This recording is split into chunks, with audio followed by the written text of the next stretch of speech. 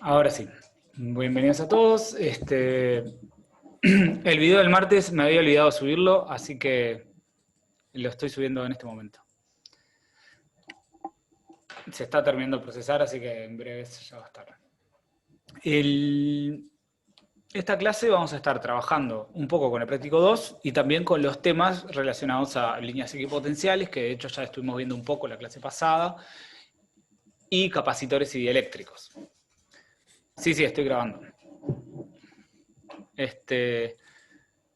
Bien. ¿Qué les parecieron los videos sobre capacitores? Entonces, comentarios, dudas, demás.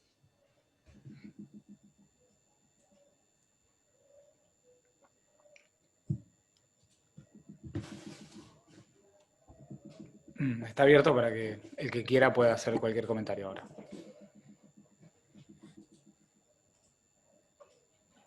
Profe, perdón, yo tengo una duda, sí. Dale. El título del video es re boludo, pero el título del video es Capacitancia, condensadores y dieléctricos. Pero dentro del video no me quedó claro qué es un condensador y como que no Es sé si un, lo nombraste o no. es un capacitor, Y... es otro nombre para ¿Ah, un lo capacitor. mismo? Es lo mismo. Sí, yo tengo tenemos, creo que, que todos los físicos tenemos el problema de que usamos capacitor y condensador intercambiablemente. Son dos sinónimos, básicamente. Ah, está, porque decía esas Sí, tres cosas y nombraste dos y dije, ay, capaz que no entendía algo o ya lo daba por sabido y dije, está, no, por las dudas, está, gracias. No, es eso, es eso. Es lo mismo. Lo que tiene es que, creo que condensadores es algo que usa más, es un término un poco más ingenieril y capacitor más de física, pero es el mismo concepto. ¿Está? sí, como que condensador y capacitor tienen como su grupo de gente que lo usa más predominantemente y los físicos medio que como que estamos en el medio Sí. y cambiamos de un lado para el otro. La mayoría usan capacitores, pero a veces de leer los textos medio que se te cuela un condensador por ahí, porque hay muchos textos que están o traducidos y la traducción suele usar la palabra condensador, o están escritos para un público en general entre físicos e ingenieros. Entonces, los textos suelen decir más condensador, los físicos suelen decir más capacitor, pero a veces se nos cuelgan. Bueno, no solo lo Claro. mismo. Sí, yo creo que personalmente uso, a veces condensador lo dejo para los que son eh, elementos industrialmente hechos, que son elementos capacitivos que son industrialmente hechos. Ahora, cuando uno hace un modelo, está modelando algo y le agrega un término capacitivo, como pasa, por ejemplo, en el potencial de la membrana celular, ahí le suelo decir capacitor, pero es medio arbitrario, porque en realidad es el efecto capacitivo aparece en el sistema, pero aparece por un mecanismo que no fue hecho a propósito, sino que es algo que sucede, es un fenómeno que puede tener ciertos objetivos y cierta finalidad, pero no es algo hecho por el ser humano. Sí, Bien. aparte, eso es una cosa rara, ¿no? Porque a pesar de que en las áreas de ingeniería se le llaman más condensadores, igual siempre se habla en términos de la capacitancia. Claro. O sea, el condensador tiene una capacitancia y es un término capacitivo.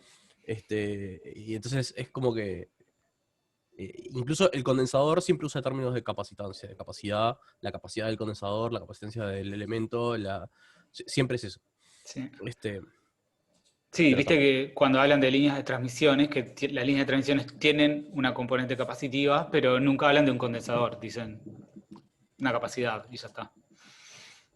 Este, bien, entonces, ¿qué? A ver, con respecto a los distintos epsilons. Bueno, eso generalmente sí, no, ustedes no tienen por qué conocer el epsilon, o sea, la constante dieléctrica de un medio particular. Si les No, decimos que claro, es el obvio. aire, ya saben que es epsilon cero y esa sí la conocen. Si no, les vamos a decir, es un medio que tiene una constante dieléctrica de tanto, o un epsilon de Sí. tanto. Y aparte, lo normal a veces ni siquiera es darle el epsilon, es darles la constante dieléctrica, o sea, el factor multiplicativo entre epsilon cero y el epsilon del medio. Exacto. Es mucho más común trabajar en términos de ese número. Pero sí, no, o sea, nunca les vamos a estar pidiendo que se acuerden de esos números. Bueno, a ver, alguno que con sus palabras nos explique entonces qué es un capacitor.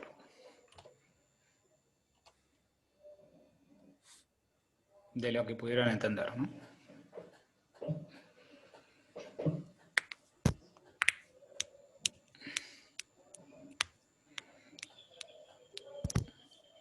¿Alguien que se anime?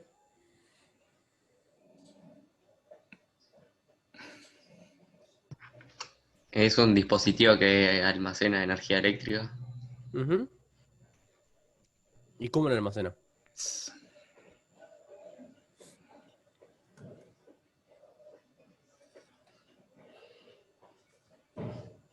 Ahí Sofía dice en el chat que lo almacena como distintos planos con diferente carga. Sí, eso es una forma de Es una- decirlo. ¿Quién más? A ver, ¿algo más que hayan entendido de los videos de Rodrigo? Eh, Bien, uno puede tener placas, un condensador, o sea, un par de placas paralelas en las cuales le pone una carga positiva y negativa, y esas cargas van a quedar a almacenando cierta energía electrostática, que ya vimos cómo calcularla en los videos, pero eso es artificial. Ahora, naturalmente, ¿qué otro tipo de sistemas conocen que tenga efecto capacitivo?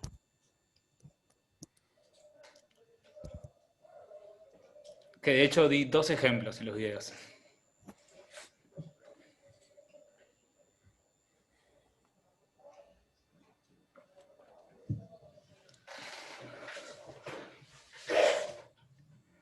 Como rondando, en el que puede haber diferentes objetos, tipo el círculo. Claro, puede haber la esfera, puede haber esferas que estén con cargas Ujú. iguales y opuestas, concéntricas, y que van a formar un capacitor, estoy de acuerdo.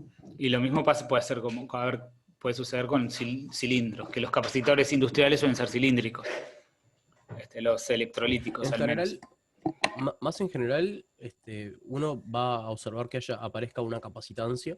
Como decía Rodrigo, no que haya un capacitor, sino que aparezca una capacitancia, es decir, una acumulación de carga que almacena energía eléctrica, siempre que ustedes tengan una diferencia de potencial. ¿Sí? ¿Se acuerdan hablamos de la diferencia de potencial? La clase pasada hablamos del potencial eléctrico, hablamos de la diferencia de potencial, por ejemplo, la diferencia de potencial entre dos equipotenciales. ¿Sí? Siempre que uno tenga una diferencia de potencial y entre esas regiones con diferencia de potencial no puede haber transferencia de carga. Es decir, cuando las cargas no puedan moverse del lugar de mayor energía potencial al lugar de menor energía potencial, de manera de equilibrarlo. Entonces, si hay una diferencia de potencial y las cargas no pueden anular esa diferencia de potencial porque no pueden moverse hacia donde tendrían menos energía, entonces las cargas van a quedar almacenadas, algunas en el lugar de mayor energía potencial, algunas en el lugar de menor energía potencial, y ahí se va a establecer un campo eléctrico entre esas dos, porque hay cargas, ¿no? Hay cargas de un lado, cargas del otro, cargas positivas, cargas negativas, y ahí se va a establecer un campo eléctrico, y ese campo eléctrico va a almacenar energía. Sí, exactamente. Por ejemplo, en el caso de la membrana celular, hay una diferencia de concentración de iones, de ciertos iones, de sodio, de potasio, de cloro y demás, entre el interior y el exterior, en la parte interior y exterior de la membrana.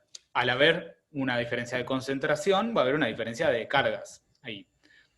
Y como hay una diferencia de cargas, en la región intermedia hay una diferencia de potencial, pero a esos iones les cuesta entrar y salir. Pueden hacerlo un poquito gracias a la bomba de sodio-potasio, por ejemplo, que transporta iones, pero la diferencia de concentración se mantiene igual.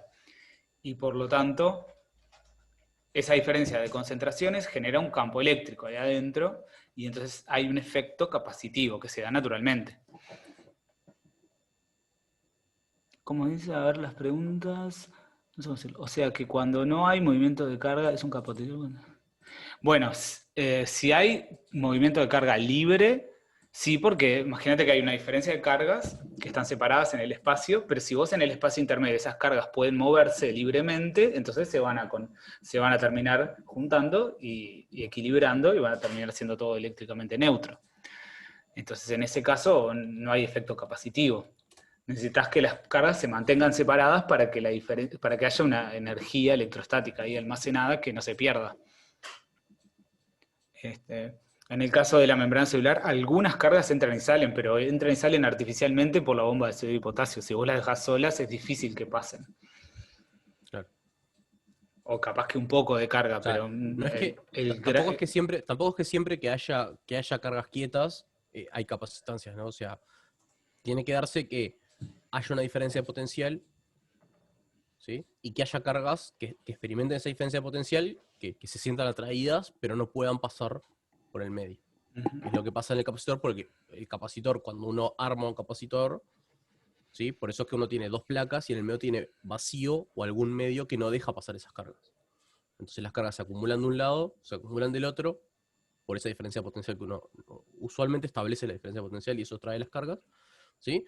Eso forma un campo eléctrico, que es lo que hace que se dejen de acumular cargas. Entonces quedan como quietitas ahí las cargas en esa diferencia de potencial, pero nunca pueden pasar. Si pudieran pasar, podrían moverse hacia donde tendrían menos energía y esa diferencia de potencial desaparecería. No alcanza solo con que haya cargas quietas. Más allá de que los ejemplos que nosotros solemos ver de cargas quietas de electrostáticas suelen ser bastante artificiales, ¿no? Porque dejar las cargas quietas implicaría normalmente hacer trabajo externo para dejarlas quietas. Pero... Exacto. Sí. Después hay otro ejemplo que vimos, que también vimos en los videos, que es cuando a ciertos materiales dieléctricos se los somete a un campo eléctrico muy intenso. Entonces, cuando uno somete un dieléctrico a un campo eléctrico intenso, si el material uno lo puede considerar como que está formado por ciertas moléculas que forman dipolos, en realidad el campo eléctrico lo que hace es orientar los dipolos para que queden más o menos alineados con el campo eléctrico. Entonces, las fuerzas eléctricas producidas por ese campo eléctrico sobre el dipolo los alinean los dipolos.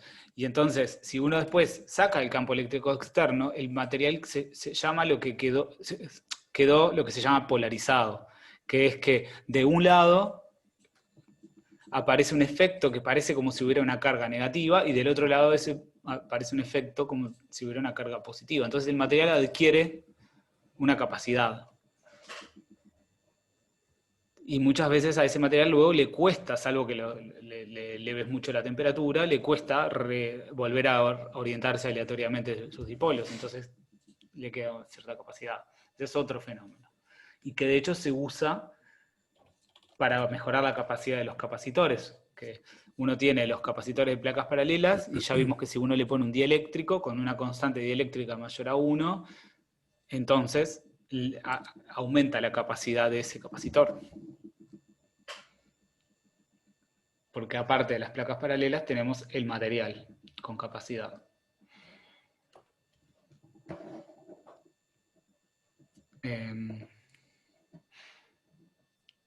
¿Alguna otra pregunta? Porque si no, capaz que podemos hacer algún ejercicio.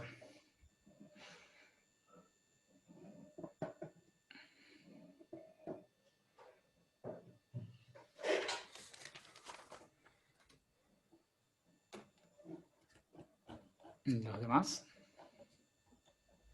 Qué poquita gente que hay. Les queríamos preguntar, hablando de eso, ¿saben, tienen alguna idea de por qué estamos teniendo menos asistencia? ¿Tienen pruebas estos días o algún otro horario que sea conflictivo con el nuestro o algo de eso?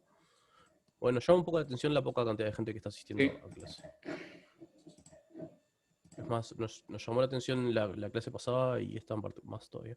Parcial de matemática, bueno, puede ser eso entonces. Puede ser, sí.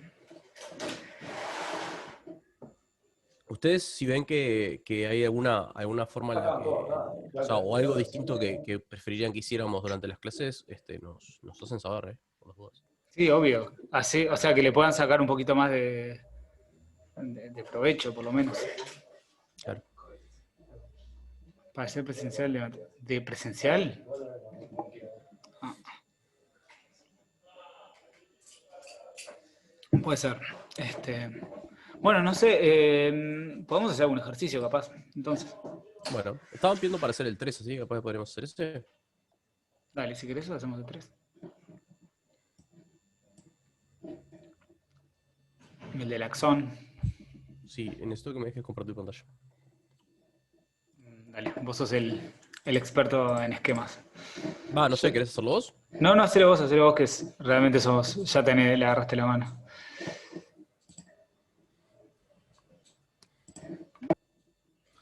no sé Ahí si te es como para dice hacer, anfitrionaos, no sé si es como coanfitrión. para hacer un dibujo de un cilindro igual, pero bueno, me parece que van a ser dos círculos uno arriba del otro. Sí, voy a ver si a mí me sale medio razonablemente. Bueno, mientras tanto, déjenme pasar participantes y el chat acá por si hay que ver algo. Ahí. Bueno, más o menos. Porque antes tenía el problema que mi mouse me andaba muy mal, el de acá, de mi oficina. Y me puse era inalámbrico, me puse un mouse por cable mucho mejor. Ahora sí puedo hacer esquemas. Bueno, entonces, la idea es que tenemos un axón, ¿sí? ¿Se acuerdan que ya modelamos el axón como una carga puntual en el primer práctico? Ahora vamos a modelar de vuelta un axón, pero vamos a hacer un modelito un poco más. La física tiene mucho de eso, ¿no? De como de ir haciendo modelos cada vez mejores. Uno empieza por modelos muy, muy sencillos, donde destripa de casi todo al sistema para poder estudiar cómo es lo más básico que sucede, y después va como agregando capitas de complejidad a esos modelos. Entonces, empezamos con el axón como carga puntual para ver cómo era el campo eléctrico. Ahora vamos a ver el axón como un cilindro con una diferencia de potencial entre ambas, entre dentro y fuera, ¿sí? Entonces tenemos que el axón es un cilindro, tiene un diámetro de 1 por 10 a menos 4 metros, es decir, 0,1 milímetros, y 0,1 milímetros de longitud, ¿sí? Es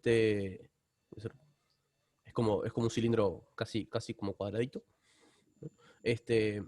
Acuérdense que ya también lo habíamos dicho la vez pasada, pero cuando hacíamos estas divisiones del axón en pedacitos de 0,1 milímetros, no, perdón, esos son 0,1 metros, no son 0,1 Sí, milímetros. Esos son 10 10 centímetros. centímetros. Ahí va. Ahora sí, ahora me gusta más la diferencia.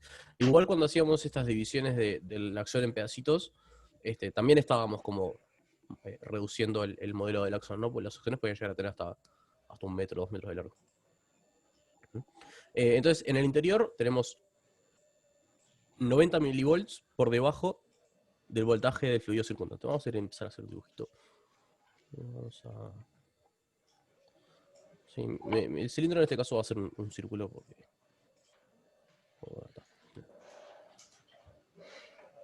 es lo mejor que puedo lograr para dibujar. ¿Sí? Entonces, sabemos que esto tiene...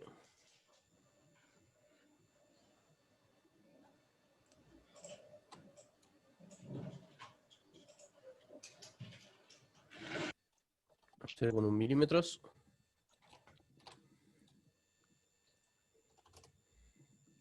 ¿Sí? Y sabemos que el interior está a un voltaje. Vamos a poner de interior.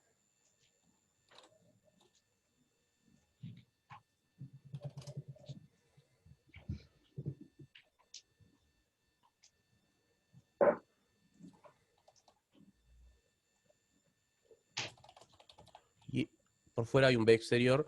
Y sabemos que la diferencia entre el voltaje interior y el voltaje exterior es de 90 milivolts, donde el voltaje interior está a 90 milivolts por debajo del exterior. Entonces, si se acuerdan, el voltaje no es otra cosa que voltaje o energía potencial eléctrica, el potencial eléctrico, perdón, no es otra cosa que la energía potencial eléctrica por unidad de carga.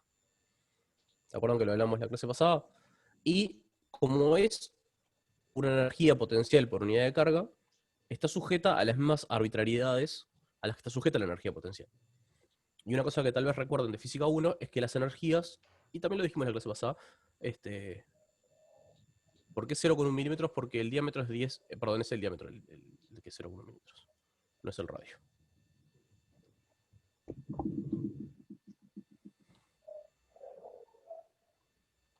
Ahí, esos son 0,1 milímetros.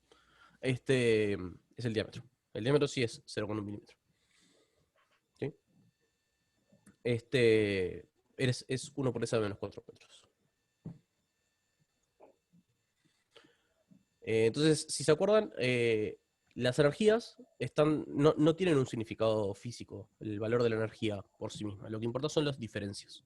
Entonces, como lo que importa son las diferencias, todas las energías están definidas a menos de una constante de referencia, que uno la pone donde quiera. ¿Sí? Uno pone la referencia en el lugar que le parezca. Y una de las cosas que se suele hacer es poner la referencia en el lugar que a uno le quede más cómodo para hacer las cuentas. ¿Bien? Entonces, como sabemos que la diferencia entre el voltaje externo y el voltaje interno, o el voltaje exterior y el voltaje interior, es de 90 milivolts, y que el voltaje interior está a 90 milivolts por debajo del externo, entonces una forma conveniente de ponernos la referencia es que una de estas dos sea 0. Y la otra es o 90 o menos 90. ¿Sí? A, a mí me parece mejor que el de afuera sea 0.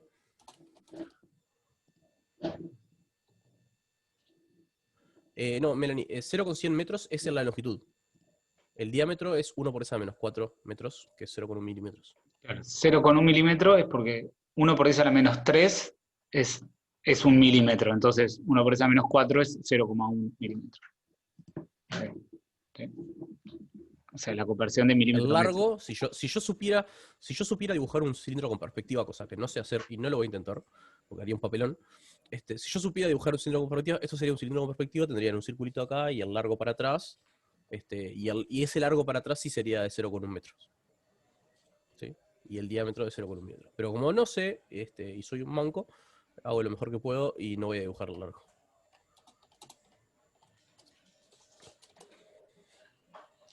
Entonces les decía que si ponemos a uno de los dos voltajes como 0, por ejemplo el de afuera, entonces el voltaje de adentro, que está a 90 milivolts por debajo, está a menos 90 milivolts.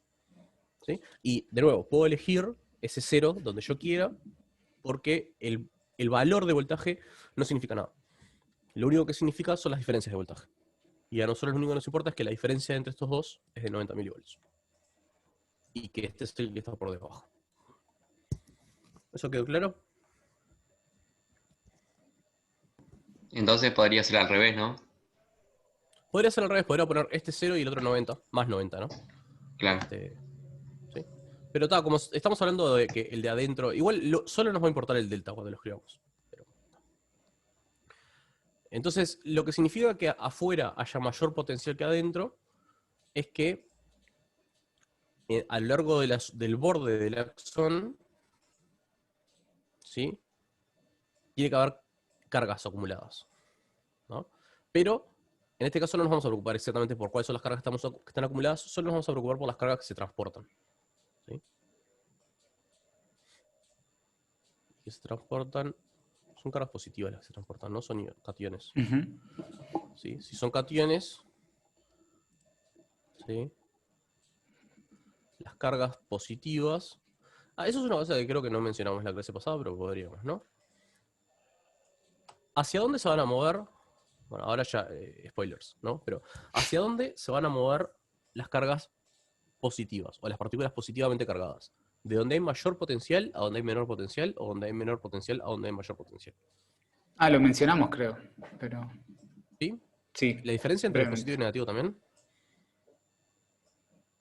No. No. No. No. Entonces, a ver si alguien se anima a decirme.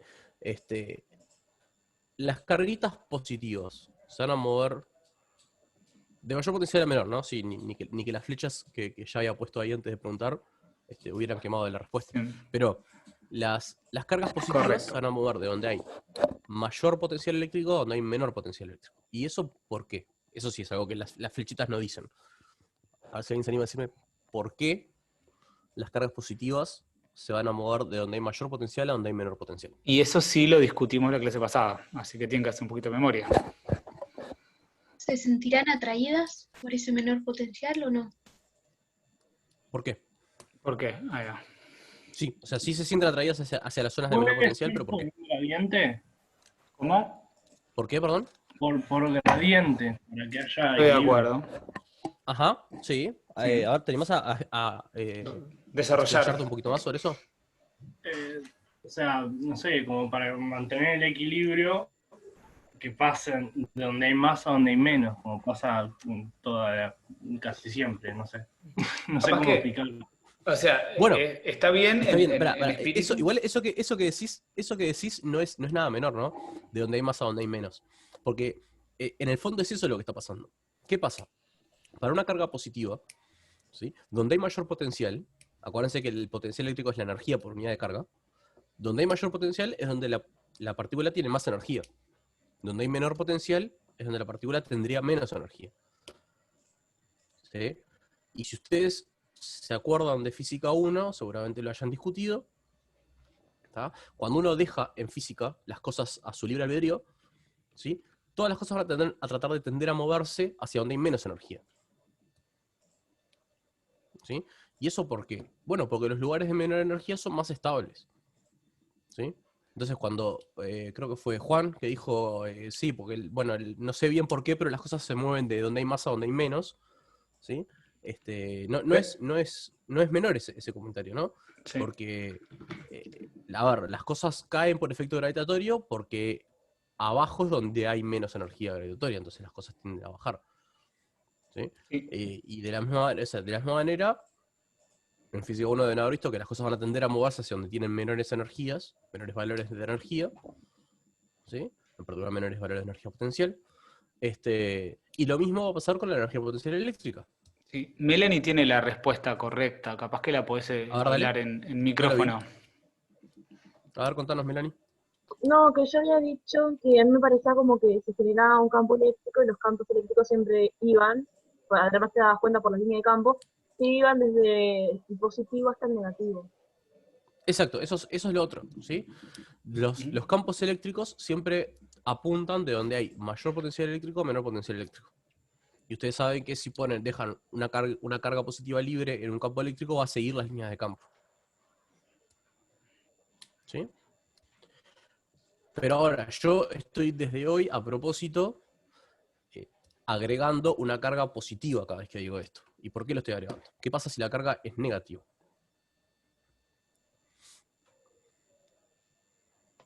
¿Hace lo mismo la carga negativa? Las cargas negativas no van en contra del campo. Las cargas Eso que negativas la van en fuerza contra del campo. eléctrica, claro, Ajá, entonces, ¿hacia dónde se van a mover las cargas negativas? ¿De donde hay mayor potencial a donde hay menor potencial? ¿O de donde hay menor potencial a donde hay mayor potencial? del menor al mayor. Del menor a mayor, ¿sí? Las cargas negativas van a hacer el camino contrario, ¿sí? Las cargas positivas se van a mover de donde hay más potencial a menor potencial, las cargas negativas se van a mover de menor potencial a mayor potencial. ¿Y eso por qué? O sea, ¿las cargas negativas no quieren ir a donde tienen menos energía? ¿Por qué las cargas negativas no querrían ir hacia donde tienen menos energía? ¿O sí van hacia donde tienen menos energía?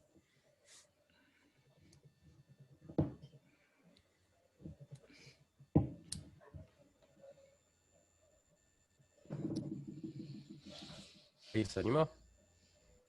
Como para estabilizarse, quieren tener más energía. A ver. Expláyate. Capaz que podés pensar en cómo es la energía en un caso, en una posición o en el otro, en la zona de menor y mayor potencial, cuando la carga es negativa en particular.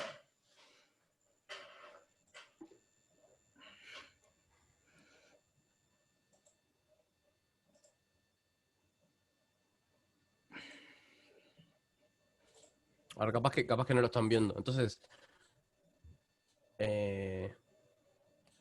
no es eso, Carmela.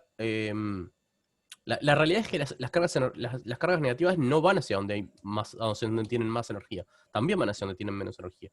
Pero ¿qué pasa? Como la energía potencial es el potencial eléctrico dividido de la carga, y la carga es negativa, ¿sí? Cuanto más grande es el potencial eléctrico, más chica es su energía. Entonces, la razón por la cual las cargas negativas van de los menores potenciales a los mayores potenciales es porque donde hay mayor potencial eléctrico, la energía eléctrica es menor para las cargas negativas. ¿Sí? Porque está dividida por una cantidad negativa. ¿Sí? Entonces, fíjense acá. Acá donde hay, vamos a hacerlo por una carga positiva, donde el voltaje es 0, la energía de una carga positiva, digamos que la carga vale 1 coulomb, más 1 coulomb, ¿sí? Solo para que la cuenta sea fácil. Donde el voltaje vale 0, la energía vale 0. Donde el voltaje vale menos 90, como está dividida por la carga de 1 coulomb, la energía vale menos 90 joules. Entonces la carga positiva se va a mover de donde tiene 0 joules a donde tendría menos 90 joules. Quiere irse a donde tiene menos energía. Imagínense ahora que la carga fuera de menos 1 coulomb. ¿sí? Ahora, donde el potencial es 0, la energía de una carga que tiene menos un coulomb de carga también es de 0. Pero donde el voltaje es menos 90, como está dividida por la carga que es menos 1, la energía es más 90 joules. Entonces ahora una carga negativa adentro tendría más energía. Y va a querer irse para afuera, de donde tendría 90 a donde tendría 0. Por eso hacen también el camino contrario. Pero no es que están haciendo el camino contrario porque van en contra de lo que uno ya sabe, que las partículas quieren moverse hacia donde hay menos energía. ¿Sí? Es que se mueven en el camino contrario porque para ellas la menor energía está en otro lado. ¿Se entendió?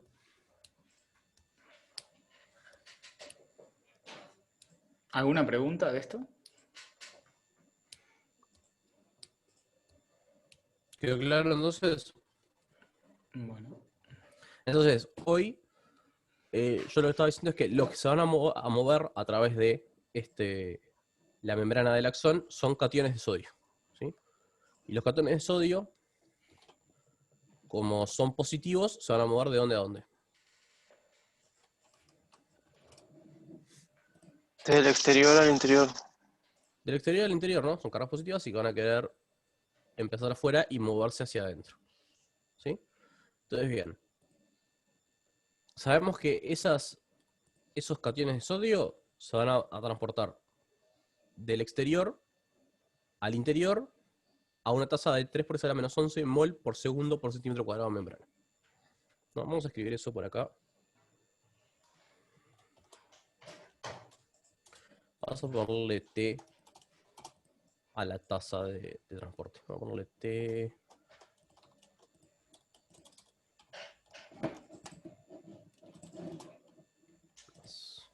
Sí, esto es entonces 3 por 10 a la 11. Y esto es... no me acuerdo si esto tenía... Creo que no. No, ya nos vamos a enterar.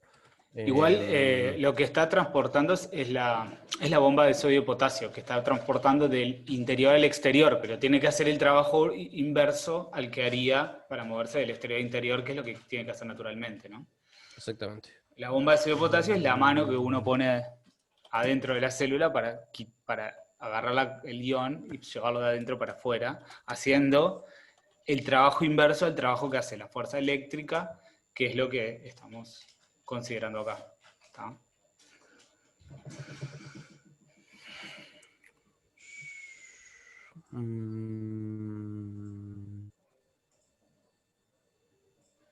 ¿Cómo eso de vuelta entraron los iones de sodio, pero salieron? En realidad los iones tienden a entrar porque como les mostró Fede, son iones positivos, son cationes, y por lo tanto van a tender a entrar. Ahora, la bomba de sodio y potasio artificialmente, por otros mecanismos, los está sacando con esta tasa. ¿Tá? Pero ahora, ¿qué trabajo tiene que hacer? Bueno, para eso tenemos que ver simplemente el trabajo o la energía, el cambio de energía o el trabajo, como quieran verlo, que hace la fuerza eléctrica para entrar un ion de sodio, y bueno, la bomba de sodio-potasio debe ser el inverso. Por eso es un buen modelo considerar que están entrando por la fuerza eléctrica nomás, cuando en realidad es la bomba de sodio-potasio que está haciendo lo inverso. Sí, cuando estábamos... Ahí va, salí ahí. Cuando estábamos hablando de hacia dónde se mueven los sodios los cationes de sodio normalmente, ¿sí?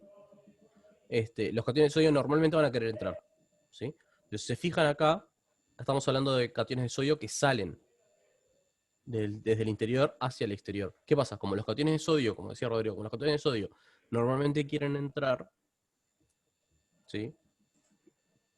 Para que esa diferencia de potencial no se cancele, hay un mecanismo que es la bomba de sodio-potasio que lo que hace es patearlos para afuera de nuevo.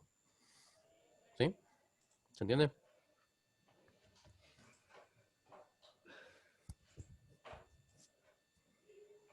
Bueno, entonces, esos cationes de sodio que entran al axón, eventualmente son expelidos por la bomba de sodio-potasio a esa tasa de 3 por 10 a la 11 mol por segundo por centímetro cuadrado de membrana. Y lo que quería ver es si se entendía cómo estaba escrito de esta manera. 3 por 10 a la 11 mol por segundo centímetro cuadrado. ¿Sí? Todo esto está dividiendo las unidades. ¿Sí? Esto divide todo. ¿Sí? ¿Esto qué significa? Vamos a detenernos un poco en qué significa 3 por 10 a la 11 mol por segundo centímetro cuadrado de membrana. ¿Sí? Esto lo que significa es, si uno agarra todo el axón, no sé si uno agarra todo el axón y agarra un pequeño centímetro cuadrado de la membrana del axón, por ese centímetro cuadrado, cada segundo la bomba de sodio-potasio larga 3 por 10 a la 11 mols de cationes de sodio para afuera. Me explico de vuelta. Uno agarra todo el axón, mira, cada cuadradito de un centímetro cuadrado de la membrana del axón, por cada uno de esos, cada segundo está tirando 3 por 10 a la 11 mols de sodio para afuera. ¿Sí? Es decir, si uno tiene el catión de sodio, el axón acá, este pedacito de membrana, cada segundo 3 por 10 a la 11 para afuera, este pedacito de membrana que está al lado, cada segundo 3 por 10 a la 11 para afuera, este otro 3 por 10 a la 11 para afuera cada segundo, y así sucesivamente. ¿Se entiende? Eso es lo que significa que la tasa sea 3 por 10 a la 11 mols por segundo centímetro cuadrado. ¿A alguien le quedó alguna duda con esto? Porque vamos a tener que hacer algunas cuentas con esto, entonces. ¿Se entendió más o menos? ¿A alguien le quedó alguna duda de qué es lo que significa esta tasa? Bueno, ¿Se entendió? todo bien. Perfecto. Está. Entonces, de más. Gracias, Entonces, chicos. tenemos la tasa. Sí, la tasa dice que cada segundo, por cada centímetro cuadrado, 3 por 10 a la 11 mol para afuera. ¿Sí? Entonces, la primera pregunta es, ¿cuánta carga eléctrica se transporta hacia afuera en todo el axón por hora? ¿Ah? ¿Sí? ¿Vamos bien? Es decir, a lo largo de toda la membrana del axón, cada hora, ¿cuánta carga eléctrica es la que se transporta? ¿Sí? Entonces,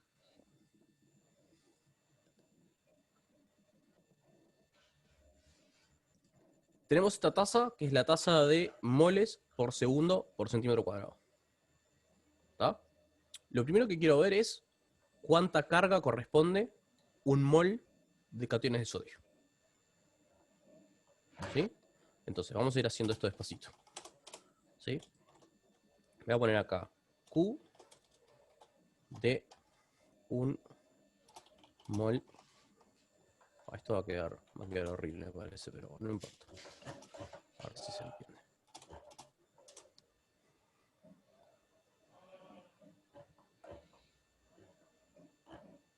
Sí, horrible. Voy a ponerle Q de mol. Ustedes entienden que es la carga de un mol de sodio. ¿Sí? ¿Cuánto es la carga? ¿Cuánta carga tiene un mol de cationes de sodio? ¿Cómo hacen para hallar cuánta carga tiene un mol de cationes de sodio? Yo les doy una bolsa con un mol de cationes de sodio y les pregunto cuánta carga tiene eso.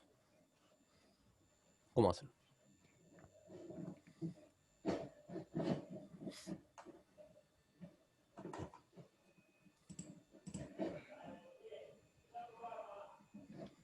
Pueden abrir el micrófono y contarme si quieren.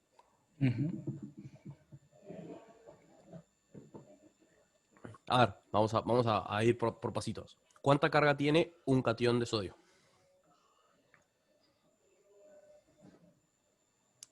Bueno, voy a empezar a seleccionar personas al azar. Podemos hacer como los juegos del hambre. Sacamos sus nombres de una bolsa y les empezamos a... Un catión de sodio, 1,6 por 10 a la menos 19. Exacto. La carga de un catión... Bueno, acá, mira. Vamos a poner acá. La carga... Y ahora sí puedo poner. Sí. Es la carga del electrón. Es catión, ¿no? Es la carga del electrón, pero positiva. Exacto, como dice Constanza. Y como dijo Leila.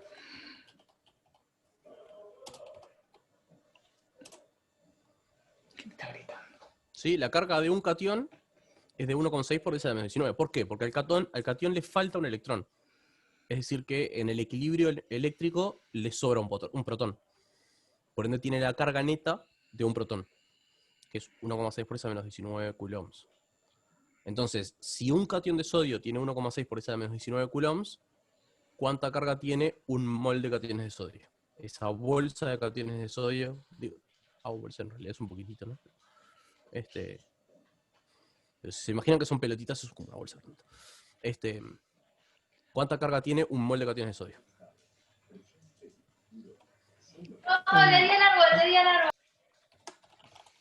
¿Alguien quiso? Gonzalo, ¿vos querías contestar? Sí, perdón. Sería eso por el número de Avogadro, ¿no? Exacto. Exactamente. ¿Cuántos cationes de sodio hay en un mol? Hay un número de Avogadro de cationes de sodio. Si cada uno de ellos tiene 1,6 por 10 a la menos 19 coulombs, entonces todo el mol tiene el número de Avogadro por 1,6 por 10 a la menos 19 coulombs. Entonces esto sería 6,02 por 10 a la 23, si mi química no me lo...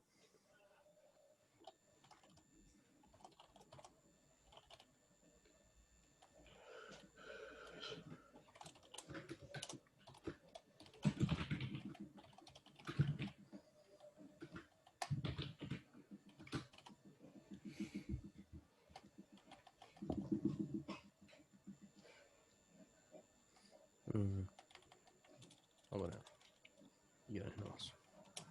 Imagino que...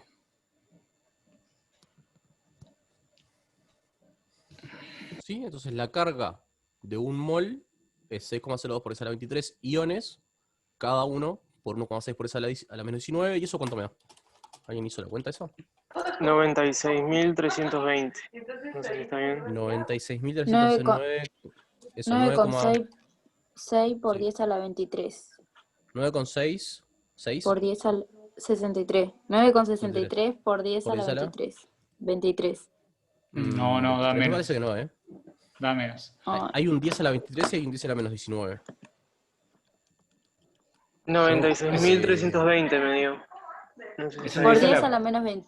Es un 10 a la 4, ¿no? Ya Por 10 lo a la ves 4. ahí. ¿No? Fíjense, No, cualquier esto cosa. es 6,02 por 1,6, ese es el 9,63. Y después tengo 10 a la 23 y 10 a la menos 19. Así que me da 10 a la 23 menos 19, que es 10 a la 4. Y eso aparte es de acuerdo a lo ¿Qué que es eso? estaba Es diciendo.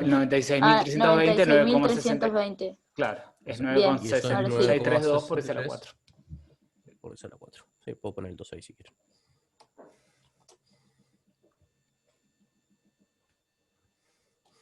¿Sí? ¿Estamos de acuerdo? Esa es la carga entonces que tiene un mol de cationes de sodio. Es un montón de carga, ¿no? 10 a la 4 coulombs es un montón de carga. Es mucha carga. ¿Ah? Entonces ahora, sabemos cuánta carga tiene un mol. ¿Ah? Entonces ahora, mi pregunta es, ¿cuánta carga? Miren la tasa. Miren la carga de un mol. Mi pregunta es, ¿cuánta carga sale del axón por segundo centímetro cuadrado? Es decir, por cada pedacito de 1 centímetro cuadrado de membrana, cada segundo, ¿cuánta carga sale?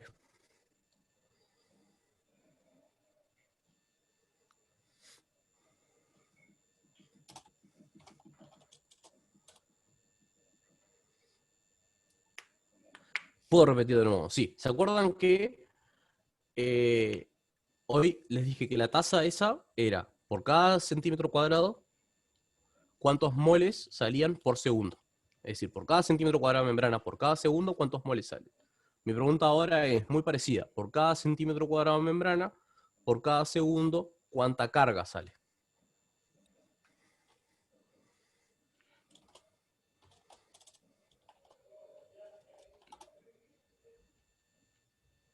Bueno, ¿cómo lo harías, Vanessa?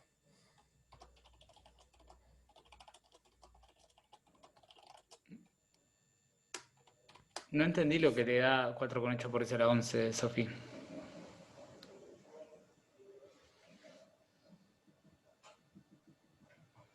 Me preguntó para mí.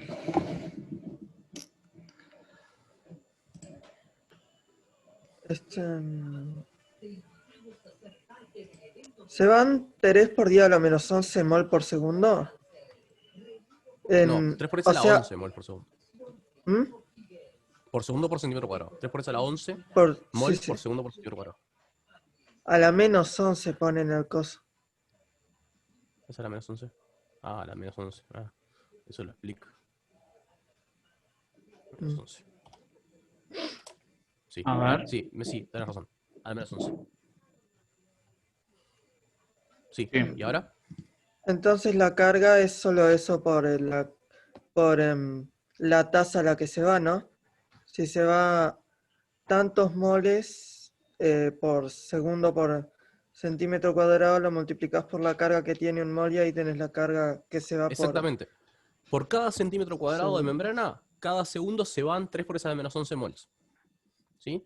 Cada uno de esos mols se lleva 9,632 por esa a la 4 coulombs. Entonces multiplico las dos cosas y eso me va a dar cuántos coulombs salen, cuánta carga sale por segundo por centímetro cuadrado de membrana. Entonces voy a copiarlo acá y a ver si queda claro.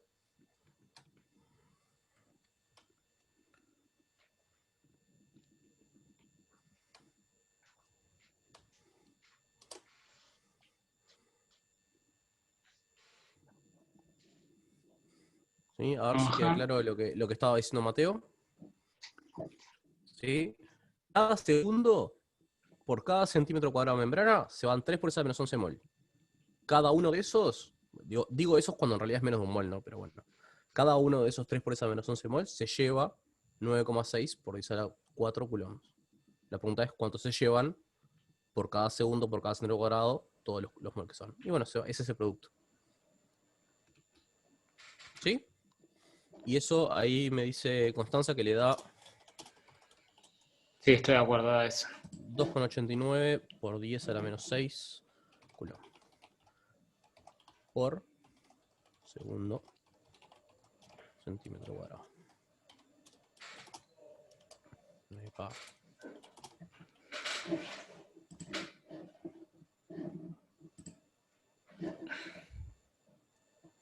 Voy a achicar acá.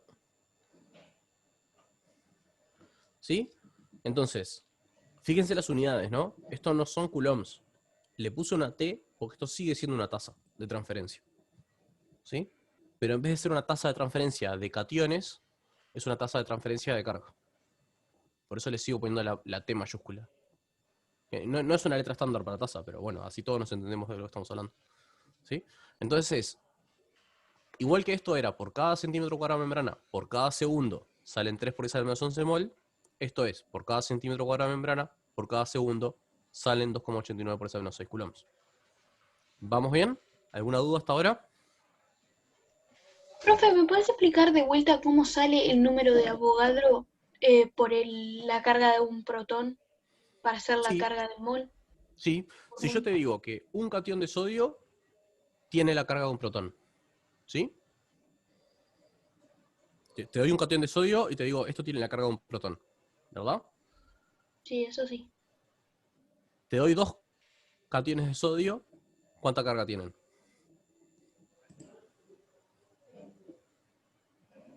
Sería dos cargas, Sí, 2 veces la carga del protón, ¿verdad? claro. Te doy un tercer catión de sodio, ¿cuánta carga tienen? Claro, ahora 3. Te doy 6,02 por esa a la 23 cationes de sodio, ¿cuánta carga tienen? Ah, está. Y no, ¿Sí? está, porque yo lo había como que relacionado de que hago ya de por sí la tasa de moles por por la carga del catión. No, eso es lo que está acá abajo. La tasa solo la pusimos acá abajo. Está. Acá arriba no está la tasa, acá arriba solo está el número de iones en un mol. Que es el número de Avogadro.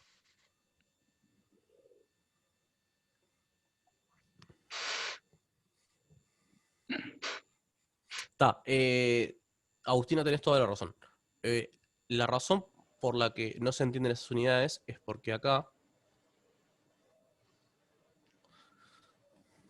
Vamos a hacer esto. Yo no quise sobrecargar esto de unidades, pero.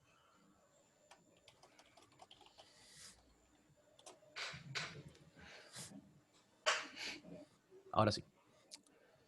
Ahora las unidades te van a hacer más sentido, capaz, espero.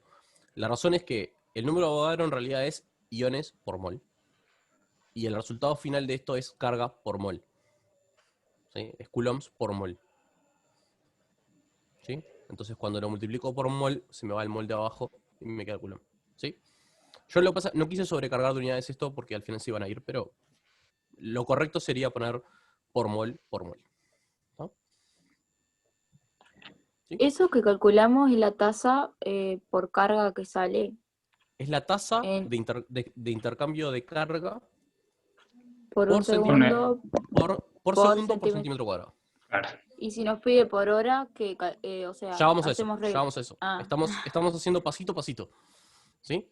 Pasito a pasito estamos sí. yendo. ¿Sí? Fíjense que pasamos de la tasa de cationes a la tasa de carga. Ahora, mi pregunta es, tengo esta tasa de carga, que es la cantidad de carga que sale por segundo por centímetro cuadrado. ¿Tá? Ahora voy a mi siguiente pregunta. Mi siguiente pregunta es, ¿cuánta carga sale por hora por centímetro cuadrado? ¿No podríamos suponer, por ejemplo, con una regla de 3 sabiendo cuánto equivale una hora en segundos? Ajá, Sí. sí. Claro, ¿Cómo sería pero eso? también que nos dice 3600 segundos son. Y también Ahí lo que va. nos dice es a lo largo de toda la acción. O sea, Sí, sí, tenemos pero que te me estás usar... adelantando, Leila. Sí, Ah, hay dos pasos. perdón, Primero hay Me que estás pasarlo adelantando. ahora, Faltan dos después pasos. pasarlo a unidad de área. Estoy haciendo, Ta, dale. vieron que, o sea, no sé si se dieron cuenta que cada paso que hacemos estamos acercándonos las unidades un poquito más al resultado. Podríamos, no sé si está bien, poner 2,89 por 10 a la menos 6, que es en un segundo. Sí, Entonces, entre 1600 segundos, que equivale a una hora, ¿cuánto sería? sí, eso. ¿Y cómo queda la cuenta entonces?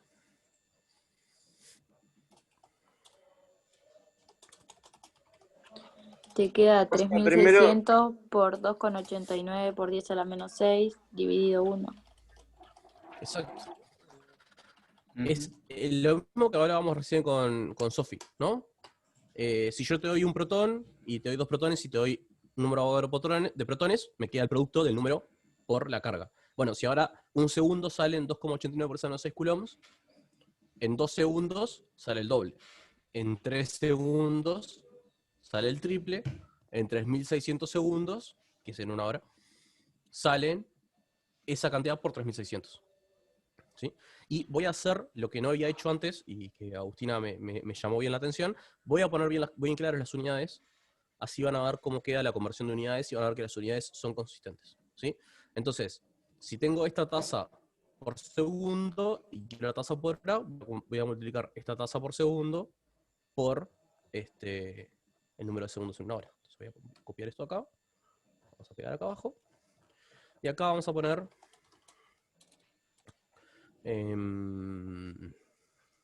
3600 dijimos.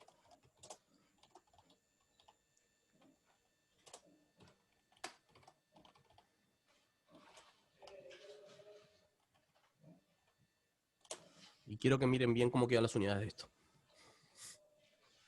¿Sí? Ahora tenemos la tasa de coulombs por segundo centímetro cuadrado por 3600 segundos por hora. ¿Sí? Porque esto también es una unidad. ¿Sí? 3600 segundos por cada hora. Entonces, como ahora tengo un segundo abajo y un segundo arriba, ¿qué pasa? Se me cancelan y me quedan las horas abajo. Entonces, ¿esto cómo me queda al final del resultado?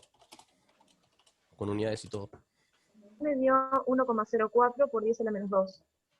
Coulomb Coulomb por hora por centímetro cuadrado. Exacto. Eso es lo otro que quería que me dijeran. ¿Esto acepta ahora? Ya nos vamos a enterar.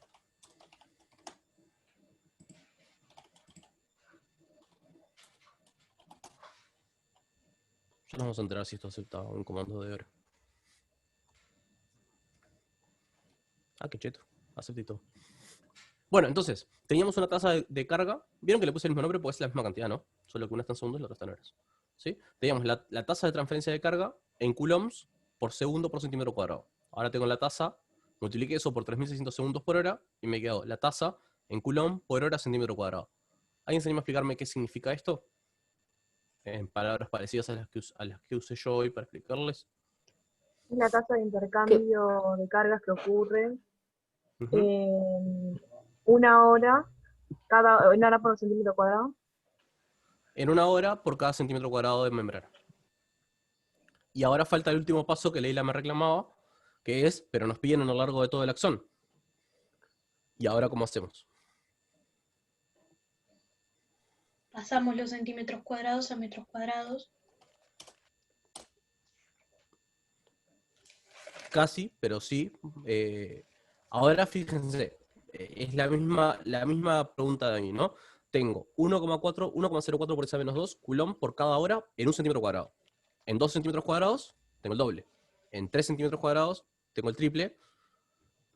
Entonces, ¿qué tengo que hacer? Sacar el área del axón, ¿Y qué hago con el área del axón? lo multiplico por ese valor, ¿no? Lo De multiplico por esto de 1,04 acá. por 10 a ¿Sí? menos 2. Sí. Tengo esto por cada pedacito de centímetro cuadrado. Lo multiplico por toda el área del axón en centímetros cuadrados, o paso todo a metros cuadrados, pero Y nos da el en intercambio centímetros total. y les va a dar la carga por hora. Bueno, ¿Sí? Entonces vamos a poner el final.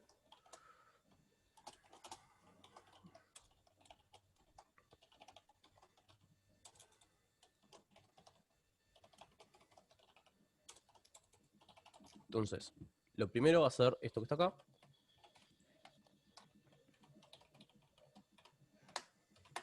Y lo segundo es el área, pero no tengo el área todavía, entonces vamos a poner cómo es el área. ¿Cómo es el área del axón? O mejor dicho, ¿cómo es el área de un cilindro? Sabe que el axón es un cilindro.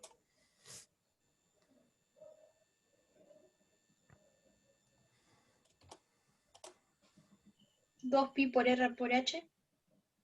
Es 2pi por R por H, ¿no? Donde R es el radio y H es el largo. Ese es el área el área lateral de un cilindro. ¿Sí? ¿Se fijan? Podemos buscarlo por acá si quieren.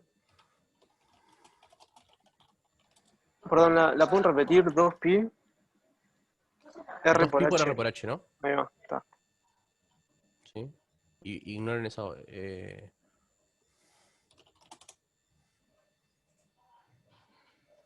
ver si tenemos algún... A ver si esto se ve bien. No hay una imagen razonable. Porque todas las imágenes tienen que ser horribles y no se entiendan. Bueno, a ver si eso se entiende. Ay, qué horrible, qué asco. ¿Sí? A ver si ahí lo ven. Tienen un cilindro de radio R y altura H. ¿Sí? Toda la pared del costado, que es la que nos importa a nosotros, toda la pared del costado es como un rectángulo que uno de los lados es el perímetro del círculo. ¿Sí? Es como si ustedes agarraran una hoja. A ver si me ven ahí en la cámara. ¿Sí? Un cilindro es como si yo agarro una hoja y la convierto en un cilindro, ¿no? Ignoren mi falta de motricidad fina. ¿Sí? Yo tengo un cilindro. ¿Sí? El área lateral es el área de esta hoja que es un rectángulo, ¿no? También ignoren todas esas cosas que están escritas, no importa. No sé ni si las ven. No se ven, Iván. Entonces, el área lateral de un cilindro no es otra cosa que el área de un rectángulo doblado sobre sí mismo. ¿Sí? Bueno, ¿qué largo tiene esto? Tiene el largo el perímetro del círculo que queda cuando está doblado. Ahí, ¿lo ven? ¿Y qué alto tiene? El alto del cilindro. Así que me va a quedar el largo del rectángulo, que es el perímetro del círculo, 2πr, por el alto, que es el largo del cilindro, que es h. ¿Sí? 2πrh, ¿están de acuerdo? Sí. Sí.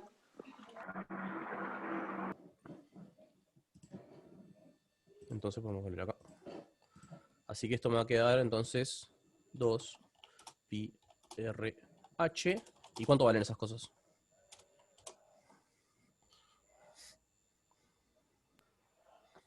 Tenemos a volver a la letra del ejercicio.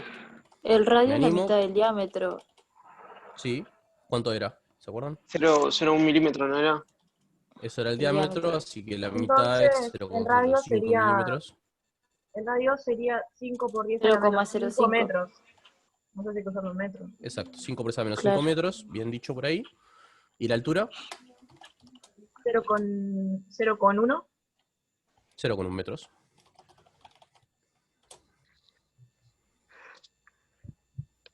¿Y cuánto me da todo eso? Me dio 3,14 por 10 a la menos 5. Sí, estoy de acuerdo. A ver, por eso menos 5. Sí. 2. Sí, me da. 2. Dividido 2. Sí, estoy de acuerdo. Sí, estoy de acuerdo. Perdón. Sí, estoy de acuerdo. 3,14 entonces. O sea, pi. Pero. 3,14. Por esa menos 5. Metros, ¿no? Cuadrados. ¿Sí? Son metros por metros. Son metros cuadrados. ¿Estamos de acuerdo? Sí. Bien. Pero yo acá quiero multiplicarlo en centímetros cuadrados, ¿no? O sea, quiero convertir o esto a centímetros cuadrados o esto a metros cuadrados. No sé a ustedes. A mí me parece que convertir esto a centímetros cuadrados va a ser más fácil. Así que, ¿se animan a convertir esto a centímetros cuadrados?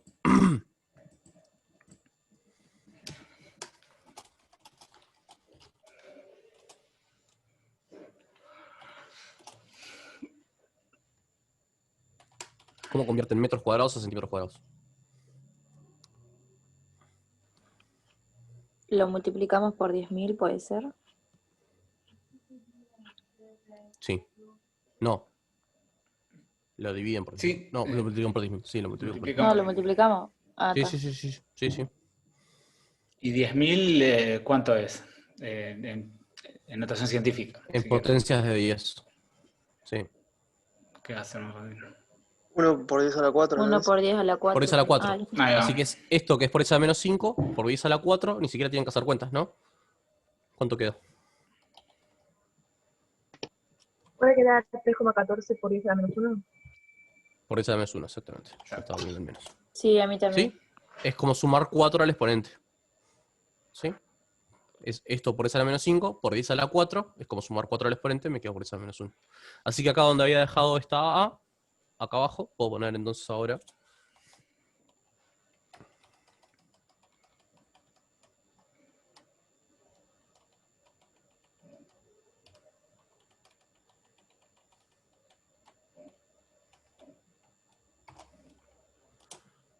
Y me va a quedar entonces la tasa por hora por centímetro cuadrado multiplicado por el área en centímetros cuadrados.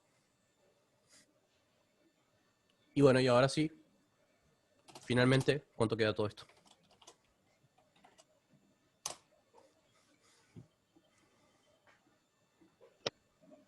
¿3,27 por 10 a la menos 3?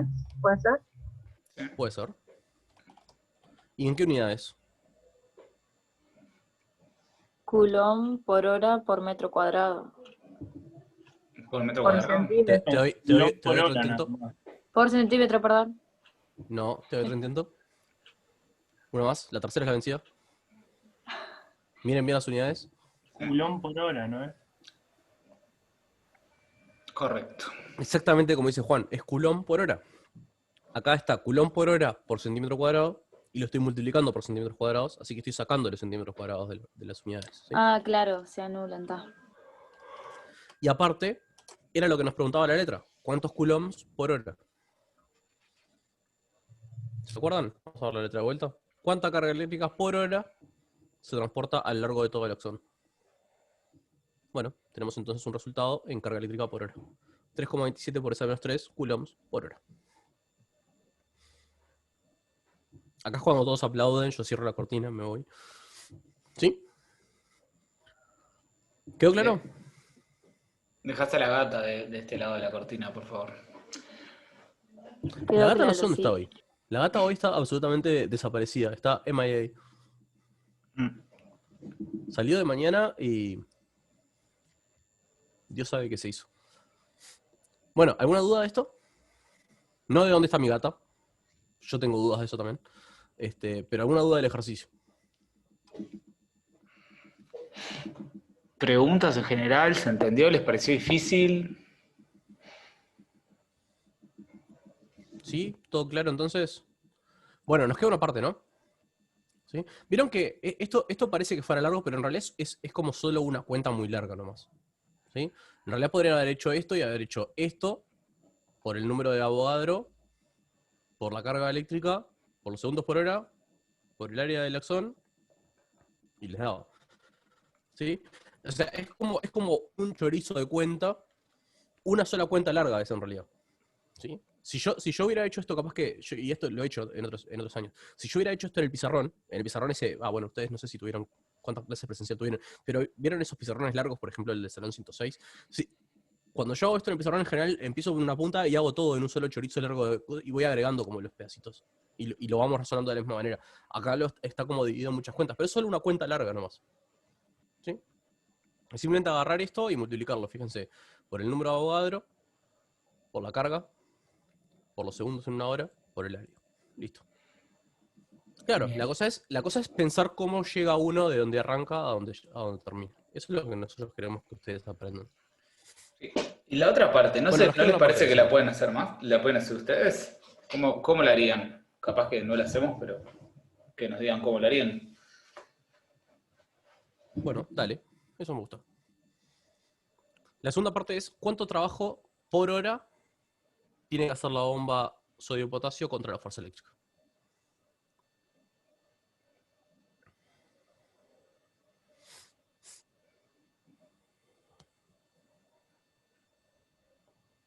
¿Alguien se anima a contar cómo se les ocurre que harían eso?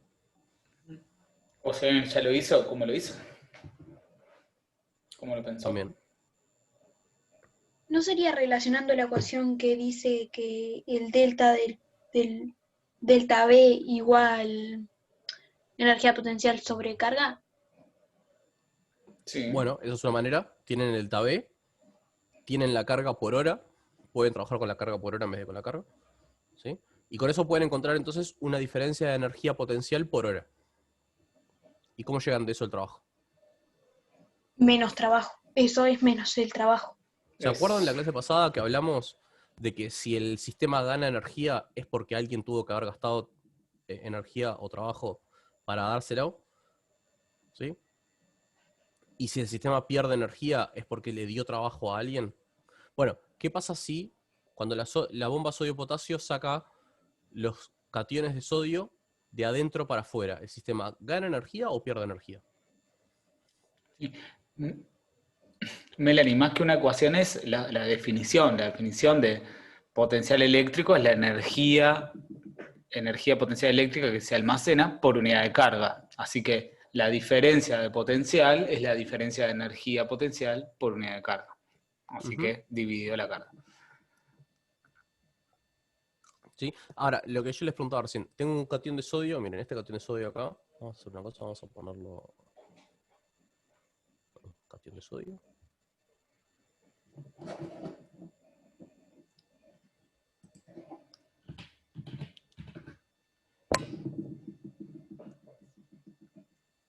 Tengo un catión de sodio acá, lo tengo adentro.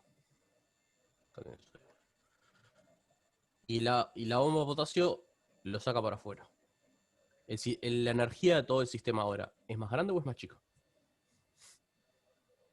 Imagínense que solo movió este catión de sodio para afuera. De adentro para afuera. ¿La energía del sistema al final es más grande o es más chica?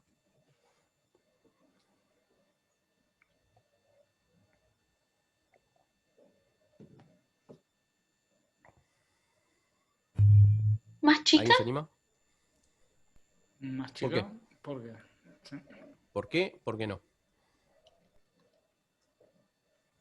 Hay dos votos porque es más chica. Habría que argumentar eso.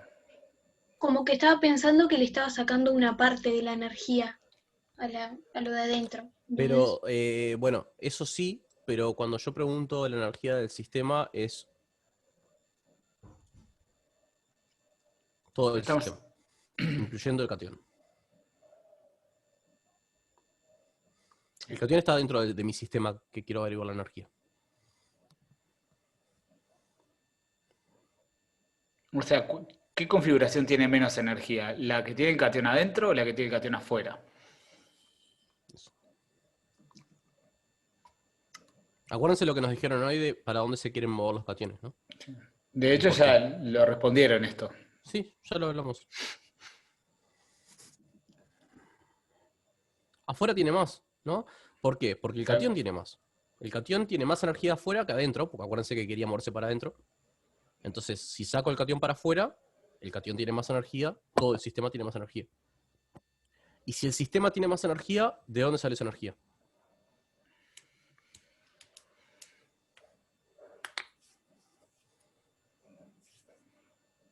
Si ahora el sistema tiene más energía que antes, ¿esa energía de dónde salió?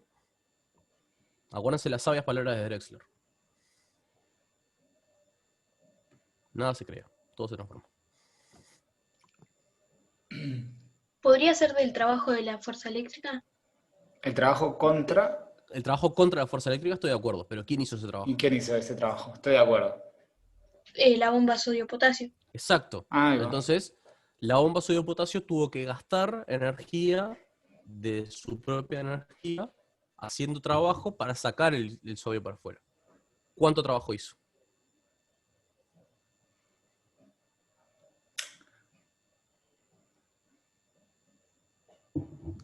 Lo mismo que la energía potencial, pero con signo cambiado. Lo mismo que aumentó la energía potencial. Claro. ¿Sí? Bueno, ya está. Tienen todo para poder hacer la segunda parte. Se lo dejamos a ustedes. Sí, sí, sí, Tienen totalmente. todo hecho como para poder hacer la cuenta. ¿Sí? Bien. Entonces, con eso creo que queda resuelto este ejercicio. Capaz que Rodrigo, que ves hablar vos de algún ejemplo interesante de potencial. No, a mí me gustaría pensar ¿O en este mismo capacitancia? ejercicio, si querés dejar el... Bueno, la letra No, o el el dibujo. esquema. En este ejercicio, ¿qué deberíamos conocer para saber la capacitancia que tiene esta acción? Este axón.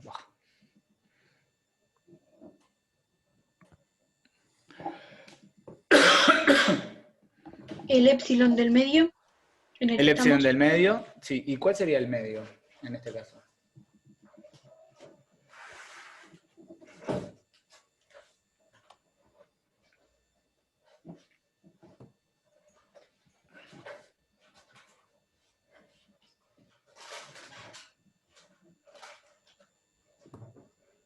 Te voy a dejar un dibujo hecho y voy a buscar un café. Dale. Yo igual, si no, Proceso, rehago, no te preocupes. pero... No, pero te voy a dejar el dibujo acá que creo que te va a servir.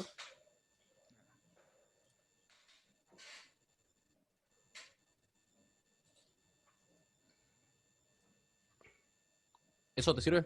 Sí, ¿Me parece? perfecto. ¿Podría Parece. ser algún Bueno, tipo de fluido de la membrana? Pero ahí, eso es el medio. Bien, estoy de acuerdo que es la membrana. O sea, la membrana es el medio que está separando entonces la zona interior y la zona exterior. Estamos de acuerdo. Bien. Y entonces, ¿cómo calcularíamos la capacidad de este sistema?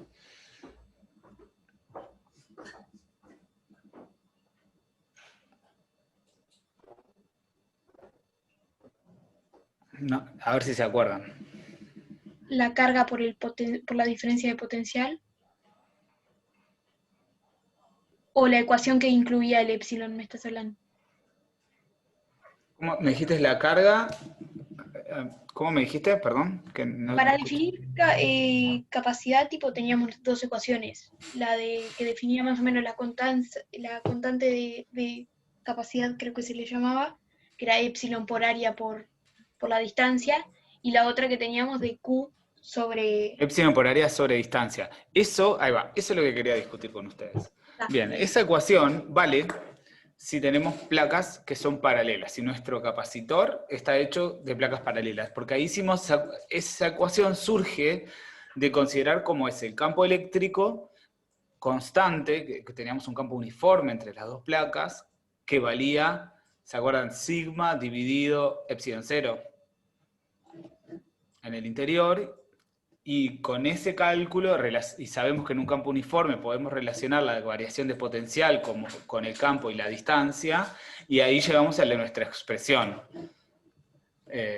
No sé si se acuerdan, que es básicamente que la capacidad es, el sistema es epsilon por epsilon 0 o epsilon si tenemos otro medio, por el área dividido la distancia. Pero Claro, yo tengo una pero como- pregunta. ¿Sí? Vale, Leila, tranqui. ¿El epsilon siempre lo usamos aunque no estemos en el vacío? Mira, si estamos en el vacío, utilizamos epsilon 0, que es la permitividad eléctrica del vacío.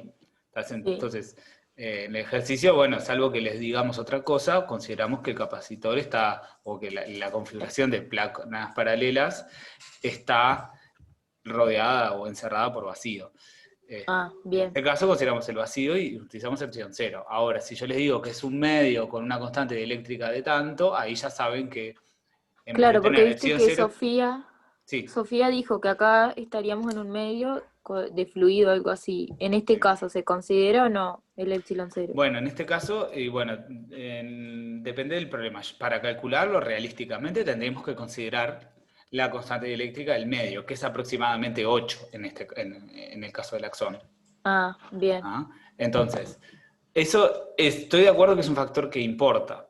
Ahora hay otras cosas que importan. ¿Qué tipo de capacitor sería en este caso? Estamos hablando de un axón.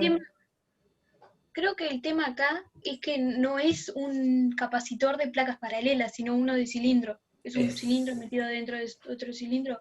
Exactamente, exactamente. Ahora, la capacidad en general, por más que no sea de placas paralelas, solo depende de dos factores, de factores geométricos y de factores que dependen del medio. ¿Cómo dependen del medio que está entre las dos placas? Que en este caso sería la membrana celular, depende a través de la constante dieléctrica.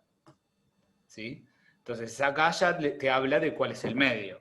Pero hay otros factores geométricos. ¿Y cuáles son? ¿Qué otra cosa importa en un capacitor de placas cilíndricas?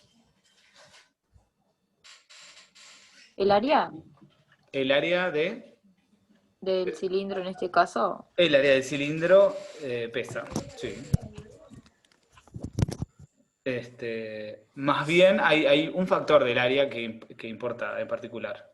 O sea, lo podemos descomponer ese área. Pero ¿no era que había dos tipos de área, tipo de radio? ¿Dónde Sí, estarían? hay dos tipos de radio. El radio interior, en este caso, ¿cuál sería el radio interior?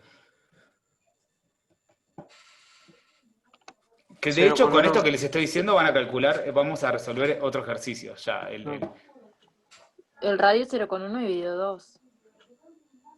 0,1. ¿O no? Del interior. 0,1 es el 0,1 milímetro, es el diámetro interior. Ahora hay que sumarle algo más, ¿no? Que es algo que no conocemos todavía. Que de hecho en la letra de este ejercicio no estaba. Mira, Fede ya les está dando muchas pistas ahí.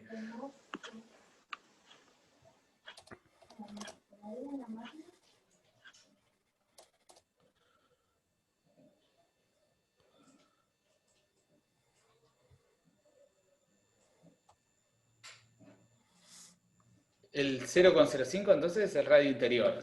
Perfecto. ¿Y el radio exterior cuál sería?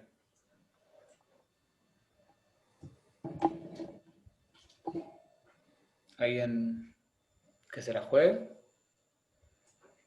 ¿O qué tendríamos que saber para poder calcular el radio exterior? Esa es la pregunta. ¿Qué tendríamos que saber de, no sé, del axón, de su membrana? Ya, lo de la constante dieléctrica ya lo dijimos, ¿no?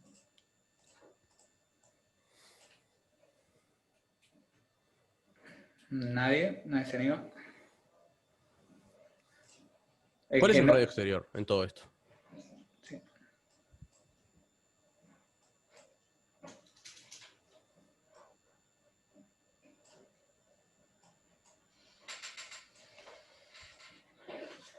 ¿Nadie? ¿Nadie se anima a decir cuál es el radio exterior? La parte azul. Aparte, supongo que la verde, decís. Yo asumo que es la verde, pero... Sí, ¿Qué parte es verde? ¿Esto?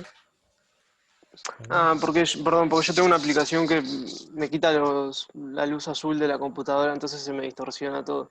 Ah, pero Eso. a esta hora, esas cosas son para la noche, Ulises. No, en serio, o sea, la parte de sacar la luz azul está buena, pero es para la noche. Sí, yo qué sé, de día no te sirve de mucho. se cambia solo, pero está. Entonces es eso. Pero no, ¿solo Sí, eso esta es la parte de afuera, ¿no? o desde dónde a dónde? O sea, Desde el... Para mí es desde el centro Sí. hasta afuera. Hasta Hasta el afuera. infinito. ahí va. Ah, ahí va. Y para saber eso, ¿qué le falta entonces? ¿Y qué deberían conocer para conocer eso? Si conocen el radio interior, ¿no? Que ya dijimos que lo sabemos. El de la membrana, el del verde. Ahí va, el que de la qué? membrana. El radio. La membrana no tiene un radio, ¿no? El ancho de la Ahí va, membrana el solo está grosor por de la arriba membrana. del El axón. grosor. ¿Sí? Solo el espesor de la membrana, ¿sí? O sea, una cosa Y por pues acá si que se llama conoces el así. total, también lo puedes restar el radio. También. Sí, también. El interior. Pero lo importante, la información que pueden buscarla incluso, es el grosor de la membrana celular. Y ahí ya tienen el radio exterior. Y en función de eso podrían calcular la capacidad. ¿Cómo? ¿Me explican eso de nuevo desde cómo interpreto el ancho de la membrana con el radio? El radio interior... O sea, el radio interior es el radio de este círculo amarillo, que es la parte interna del axón. El axón por fuera tiene una membrana, ¿sí? Que tiene un cierto espesor. ¿Tá? Todo el axón, con membrana incluido, tiene un radio que es el radio de la parte interna más el espesor de la membrana, que es esta recta que está acá. ¿Mm? Ahora, lo que pasa es que la parte donde existe una capacitancia es la membrana. Y la membrana tiene un radio exterior, que es el radio interior más el espesor, y un radio interior, que es solo el radio interior. Bien, exacto. Ahora, ahí se van a acumular las cargas. Mi pregunta es, ¿y con eso ya podemos calcular la capacidad?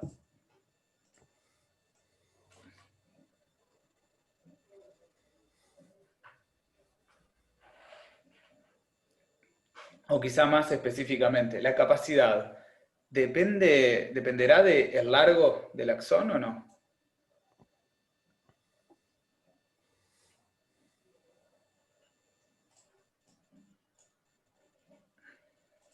Para mí que sí, porque en la cuenta justamente está multiplicando. Ahí va. Para mí que también. ¿Y tiene sentido que dependa?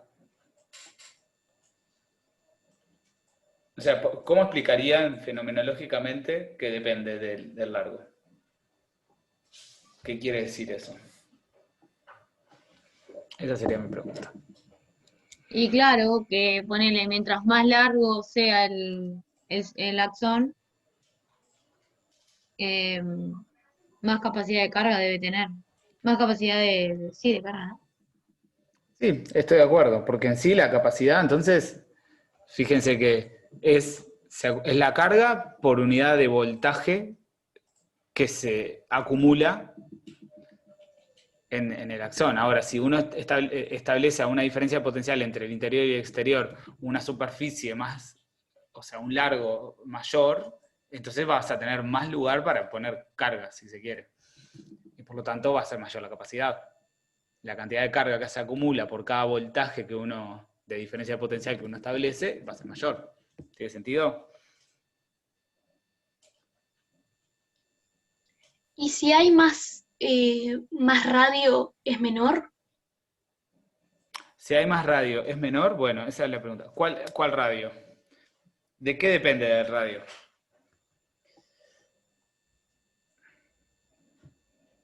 Considerando que el radio del cilindro sería el radio interior con el radio exterior. Hacemos el logaritmo y ahí, para mí sí, como está dividiendo, es como eso lo achica.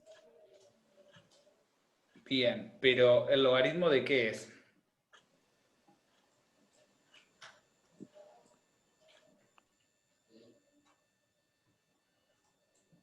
De la división de los radios. De la división de los radios. O sea que en realidad un radio o el otro radio No influye mucho, lo que influye es el cociente de los radios.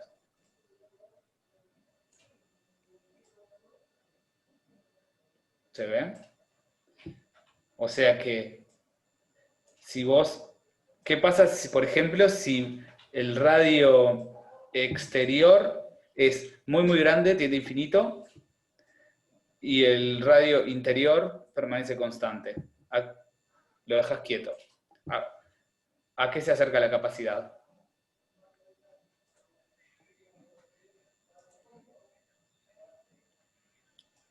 Prácticamente despreciaría el chiquito y la capacidad disminuiría un montón.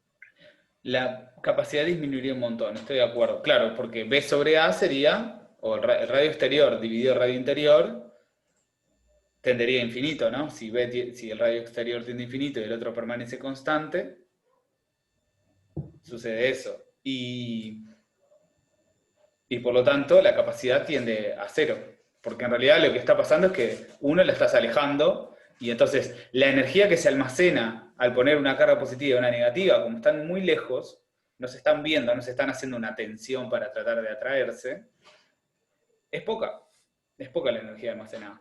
Entonces lo que importa es ese cociente entre el radio exterior y el radio interior. Y eso quiere decir, por ejemplo, que si están muy cerca, imagínate que el radio exterior y el radio interior son... ¿Qué pasa en el límite en el que son lo mismo? ¿Cuánto da eso? En el límite en el que el radio exterior y el interior valen exactamente lo mismo. Prácticamente 1. 1. ¿Y cuánto vale el logaritmo de 1?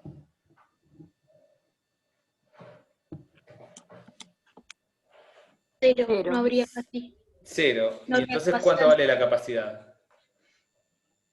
0. A ver, No. revisen.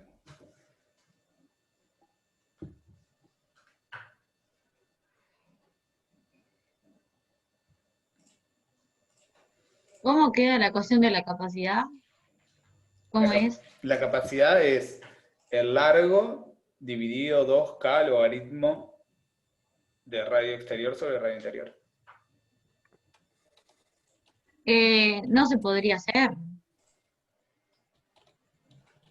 ¿Cómo? A ver. Bueno, hagamos un límite, ¿no? Para no hacer la evaluación exacta, ¿no? Eso, ¿no es que tendería a infinito? Tendería a infinito, exacto. Tendería a infinito. Bien. Entonces, si uno acerca mucho cuanto más chiquita sea la membrana, más grande va a ser la capacidad del capacitor. Porque hay más, al separar, es más difícil separar las cargas y mantenerlas separadas si están muy cerca. Porque hay una tensión más fuerte, una fuerza más grande que las trata de unir. Y por lo tanto la capacidad es mayor.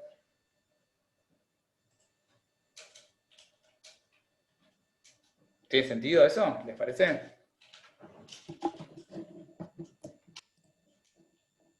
Arregles.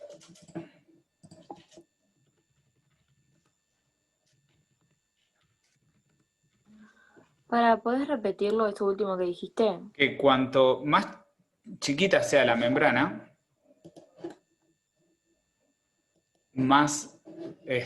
cuanto más chiquita sea la membrana, quiere decir que el cociente entre el radio exterior y el radio interior va a ser más pequeño y por lo tanto el denominador que está en la ecuación de la capacidad va a ser más chico. Va a ser más grande, digo. Más chico. Entonces la capacidad va a ser más grande. ¿Por qué? Porque cuanto es más pequeña la membrana, la tensión para atraerse va a ser más grande, entonces se almacena más energía.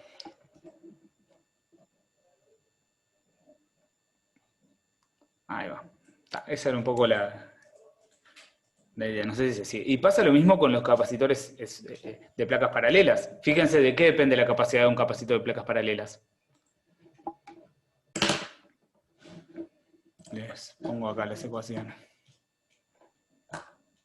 ¿Querés compartir tu pantalla? Sí, para que voy a buscar un lugar donde esté la capacidad anotada, si no tengo que escribirla yo. A dejar, yo la escribo acá. Como quieras. Buscarle y cantámela y... Solo para no... ¿Mm?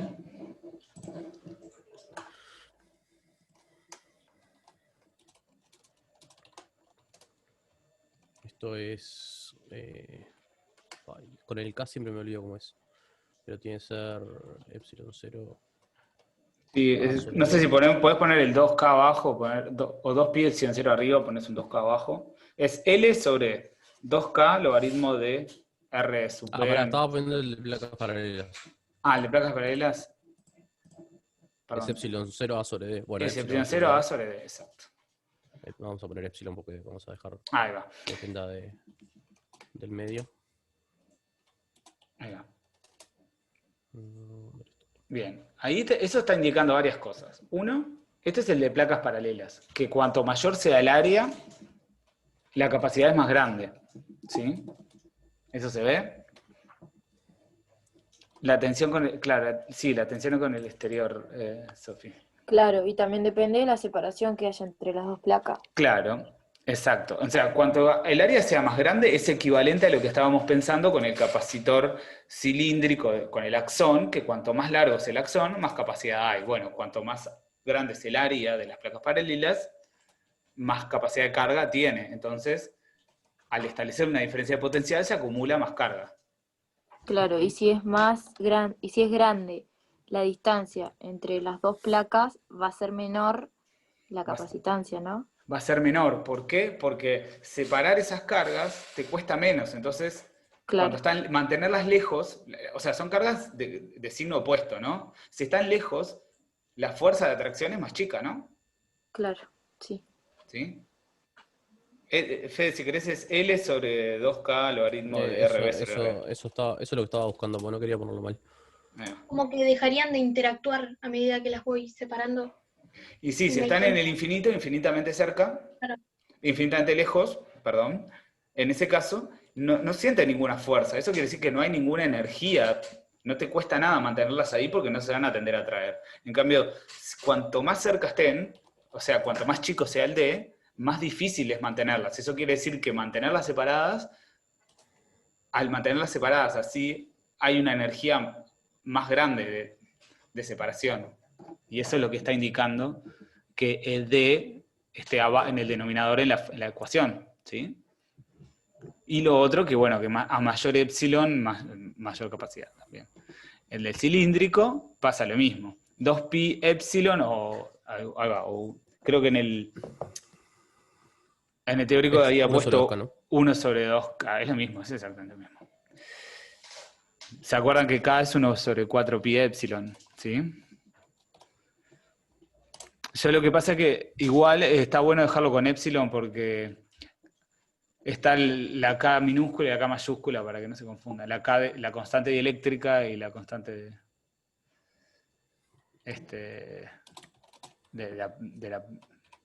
que contiene la permitividad.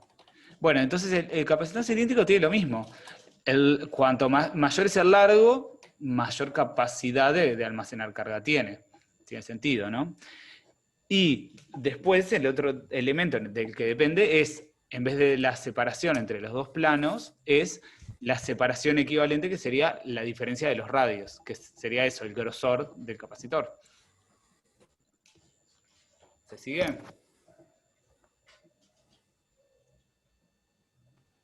Sí. Bien. Y después está, si querés, Fede, anotate el cilíndrico, el del esférico, que es básicamente 4pi epsilon por AB sobre, o sea, interior-exterior dividido. Para, repetime. 4pi epsilon. 4pi epsilon. Sí. O sea, es 1 sobre K. 1 sobre K, sí. Sí.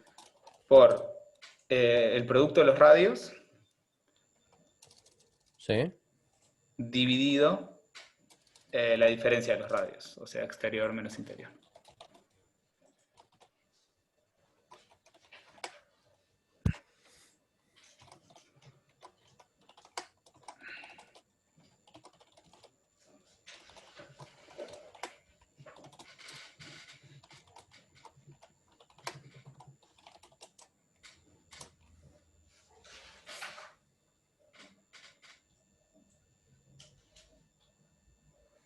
Ah,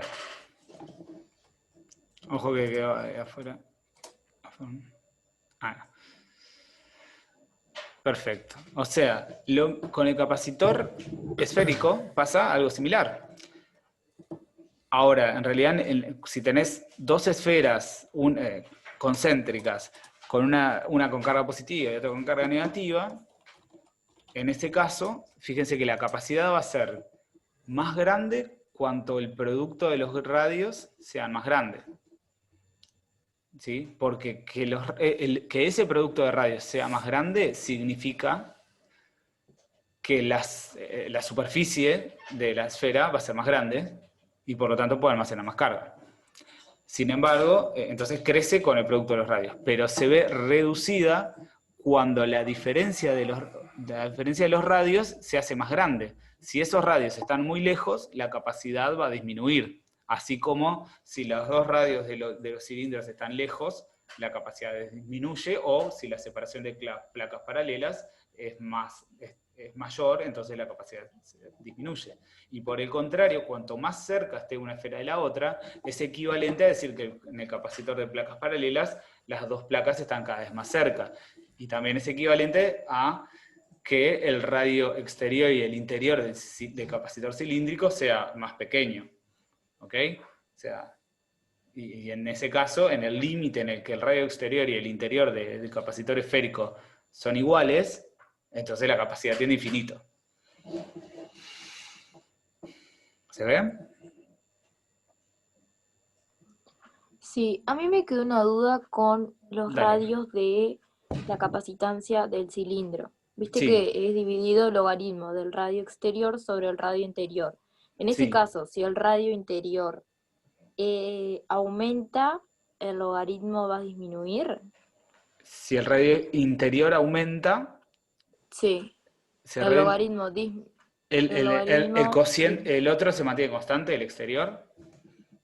Claro, Bueno, entonces, ¿qué pasa? El radio interior aumenta, ¿no? Entonces, ese cociente, ¿qué se hace?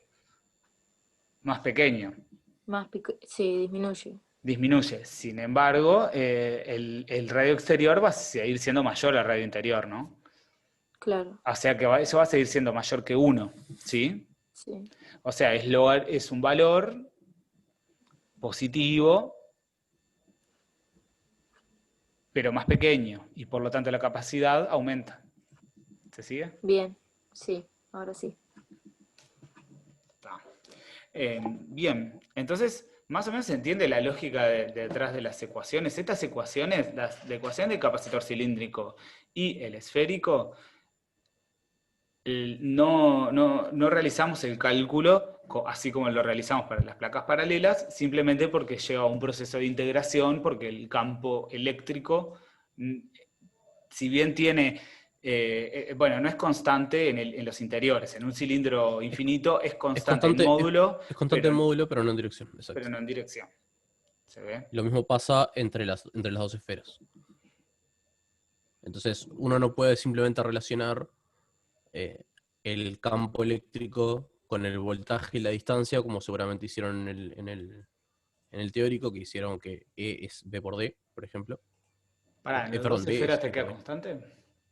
No, justamente te queda constante en módulo. No, pero ¿en las esferas te queda constante el módulo? ¿O depende de la distancia? No, porque es como carga puntual, ¿no? Para mí te queda constante en módulo. Tenés una esfera, haces Gauss. No, está bien, depende de R. Depende de R. En el cilindro no. Sí, tenés razón. Sí. Depende de R. Pero igual, el punto es que no puede, para relacionar el voltaje con el campo eléctrico necesariamente tienen que integrar, entonces por eso es que no. Exacto. Normalmente se hace la cuenta solo para el de placas paralelas porque... En el placas paralelas, como el trabajo que hace la fuerza eléctrica es simplemente multiplicar, porque el campo es uniforme como vector, o sea, en módulo, dirección y sentido, entonces lo podemos hacer directamente.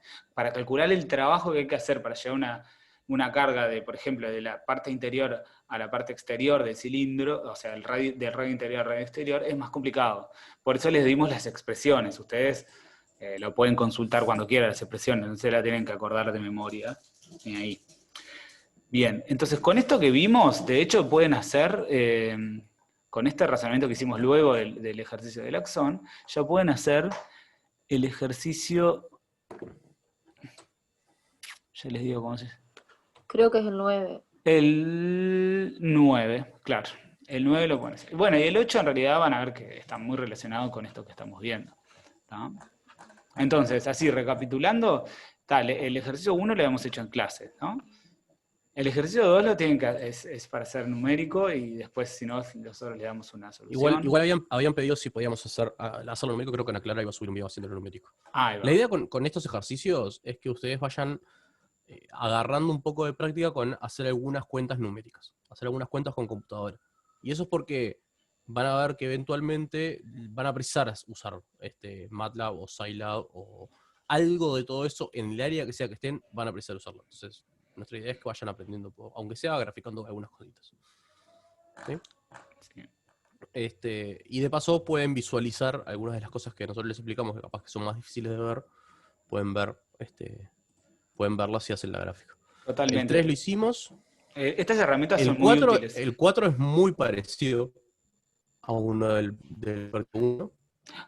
Surgió la pregunta en el muy foro. parecido. Es exactamente el mismo. Sí, sí. Pero Sí. Les recomiendo, porque mucha gente, vi que algunos estudiantes estuvieron calculando la aceleración y lo hicieron más por dinámica, pero en realidad, ya que estamos viendo, es un práctico potencial eléctrico, utilicemos los balances energéticos, ¿no? Si el cloro parte del reposo y sale por una región y luego deja de estar sometido a ese campo, entonces la energía cinética con la que sale tiene que ser igual a la variación de energía potencial. O sea, la energía cinética, ¿quién se la dio? Se la dio el sistema que, o sea, perdió energía electrostática para ganar energía cinética. Y bueno, hagan esa consideración. Con eso ya lo pueden calcular, es directo. claro. Piensen que si nosotros les pusimos 2 veces el mismo ejercicio, no es porque quisiéramos ahorrarnos el trabajo de Bueno, hacer Agus, ejercicios, saludos. sino porque la idea es que ustedes lo hagan por un medio diferente y comparen esos resultados, ¿no? Y vean que el mismo problema se puede resolver de más de una manera. Melanie, estabas diciendo algo que corté, perdón. Sí, tenía una duda que me había quedado de la parte del ejercicio 3, porque la variación de energía potencial eléctrica sobre la carga era igual a la variación de voltaje, el voltaje lo tenemos, la carga la averiguamos, y yo quería saber, el tema del voltaje, lo teníamos que calcular, lo teníamos que tomar como positivo o negativo, porque como lo habíamos tomado interno, lo pusimos negativo. Tendría que poner menos 90 milivoltios. Ustedes siempre la diferencia de potencial las toman como el potencial a donde terminan menos el potencial a donde empiezan. ¿Sí? Y con el valor que tengan ese lugar. Si ustedes van de adentro para afuera, van a poner el potencial de afuera menos el potencial de adentro. Si van de afuera para adentro, van a poner el potencial de adentro menos el potencial de afuera, con el signo que corresponda. Totalmente. Igual decía que era la diferencia de potencial, así que solo 90 milivoltios, ¿no? Bueno, depende, ¿no? Depende. La diferencia de potencial entre afuera y adentro es 90 milivolts. La diferencia de potencial entre adentro y afuera es menos 90 milivolts. Por eso digo que depende hacia dónde se muevan. Entonces, si nosotros estábamos calculando con el tema de la bomba sodio-potasio, que del exterior entraran al interior, tendríamos que verlo como menos 90. Acuérdense que la bomba de sodio de potasio lo saca de adentro para afuera. O sea, que terminan afuera y empiezan adentro. Claro. Sí, sí. La bomba de sodio de potasio es la que patea los cationes de sodio para afuera. Entonces serían menos 90, ¿no? ¿Cómo es afuera el potencial? Afuera es más positivo que... ¿Cuánto vale afuera? Afuera es 0. ¿Y adentro? Menos 90. ¿Cómo te queda afuera menos adentro?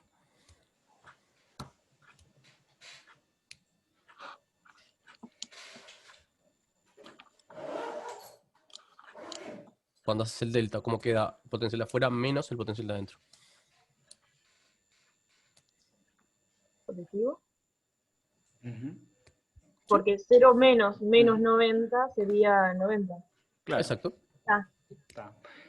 Igual hay muchas formas de encararlo, porque, por ejemplo, uno puede decir, bueno, la bomba del sodio-potasio hace trabajo contra la fuerza eléctrica, entonces uno está viendo el trabajo que hace la fuerza eléctrica y poniéndole signo opuesto, o podemos directamente hacer el trabajo que se hace contra la fuerza eléctrica.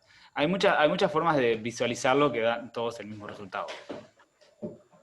Tengo una pregunta, pero lo utilizamos en voltios, ¿no? Porque ahí está en milivoltios. Me parece. Si pide un trabajo o una energía que ustedes quieren expresar en Joule, van a tener que hablar de voltios. ¿Sí? De Bien, voltios y de Coulomb, ¿no? sí. Bien. Bueno, después el ejercicio 4 es lo que estábamos mencionando. Después, ¿qué nos queda? Ahora, el ejercicio 5. El 5 es una aplicación directa de la definición de capacitancia. Sí, el 5 es muy directo. Y el El 6 6... capaz que es el más interesante de discutir. Capaz Sí. que podríamos hacer un video de eso. Sí, porque ya son las 4, pero es interesante discutir porque implica modelar, pero digamos, los conceptos son los de capacitor de placas paralelas, nada más. Ujú. Pero tiene una parte de una discusión interesante. Después Luego, el 7 es simplemente aplicar energías. sí.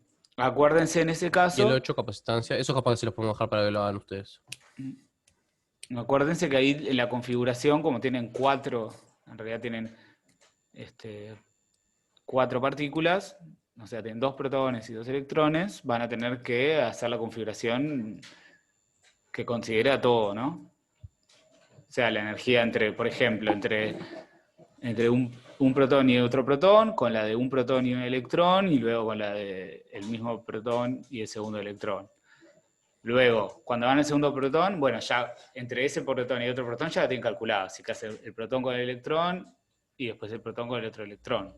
Cuando van al electrón, ya tienen calculadas las 2 protones, pero les queda con el otro electrón. Y bueno, creo que se terminó.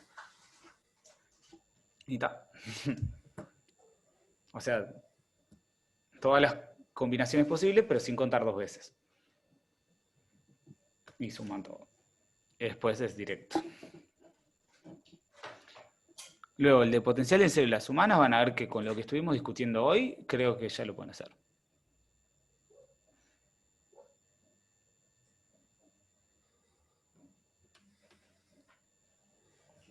Acuérdense de cambiar Bueno. el epsilon 0 por el epsilon, que es 7 veces epsilon 0 en ese caso, ¿no? Pero nada más. Y en este Y caso... con eso creo Para... que... dale. Ah, Sí, dale. ¿yo hablo? No, ¿qué ¿Sí? dijiste eso del epsilon 0, Rodrigo? que la constante dieléctrica en las células del ejercicio 8 es 7.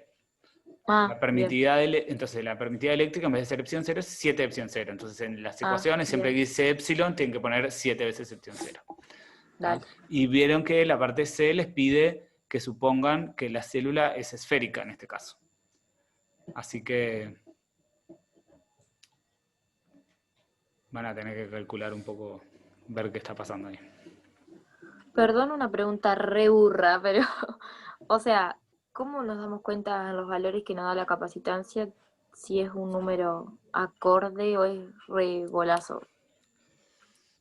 Bueno, no es No tan es sencillo. una pregunta, no es una pregunta tan boba. Para las capacitancias es un poco más difícil darse cuenta de cuáles son valores razonables.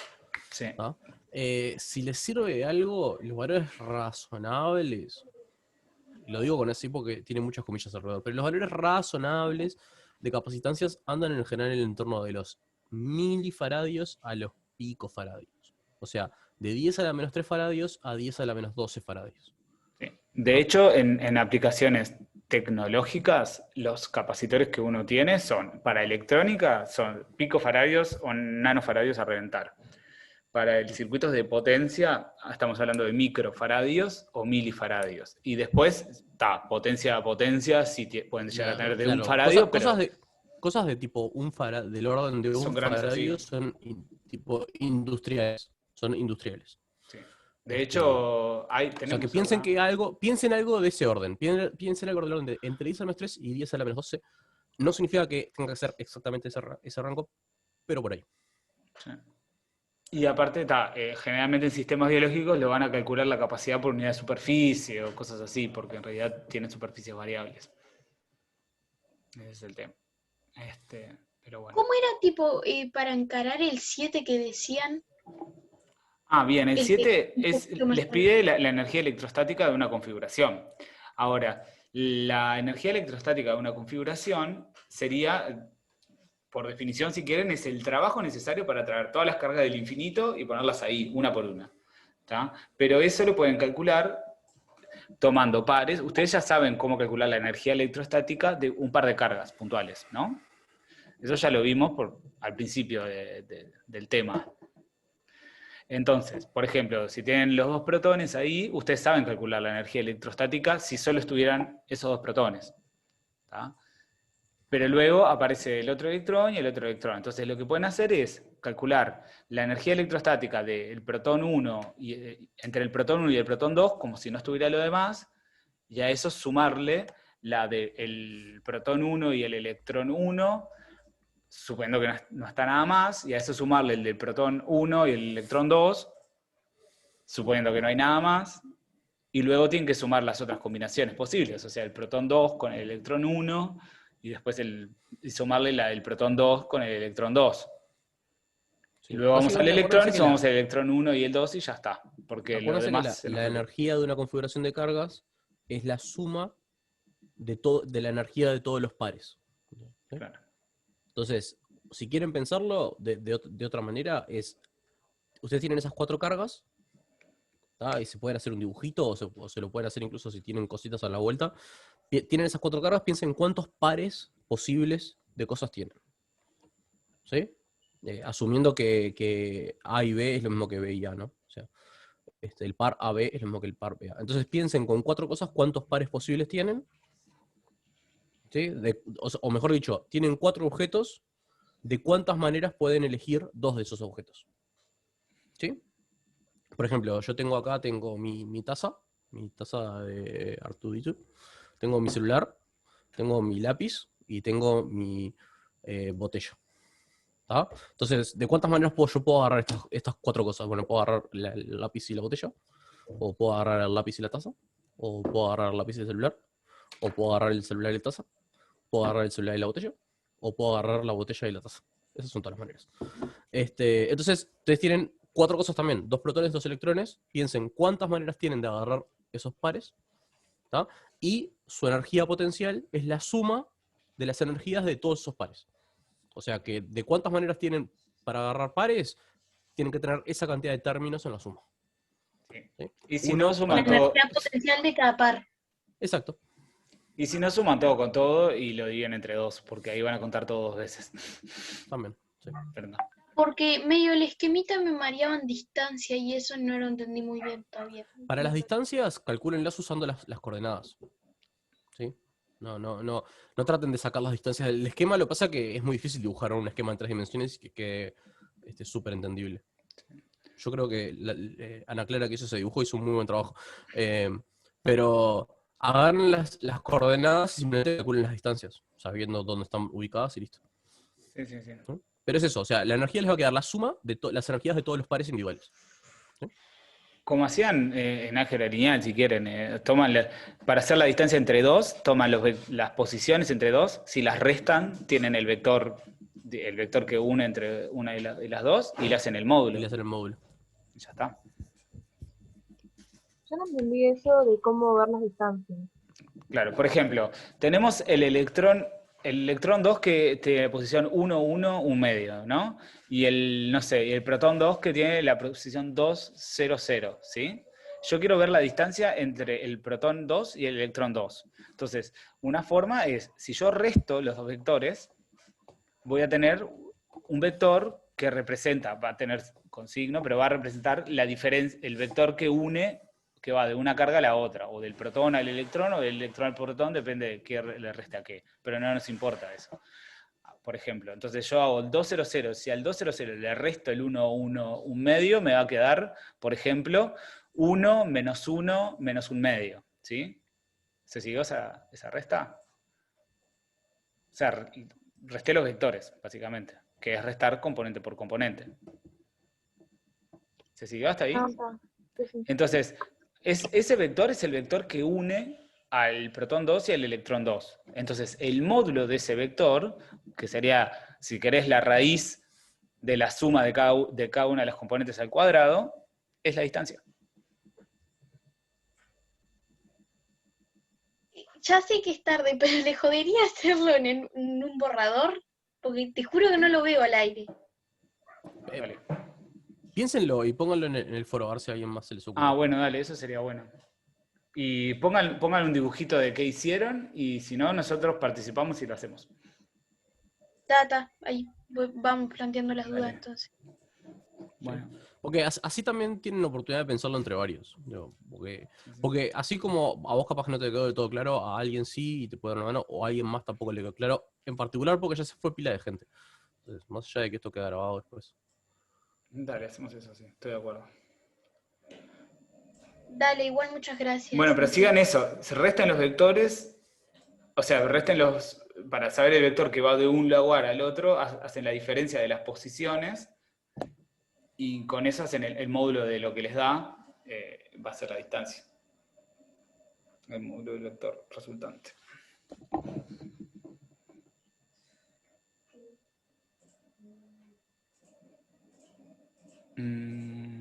Bueno, si no hay más dudas, no sé, cortamos por acá, entonces. Sí, no sé la gente que sigue conectada, si están ahí porque tenían alguna duda o porque dejaron el Zoom conectado. Bueno, nos vemos. Se fueron, pero... Se están yendo igual. Voy a detener la clase entonces.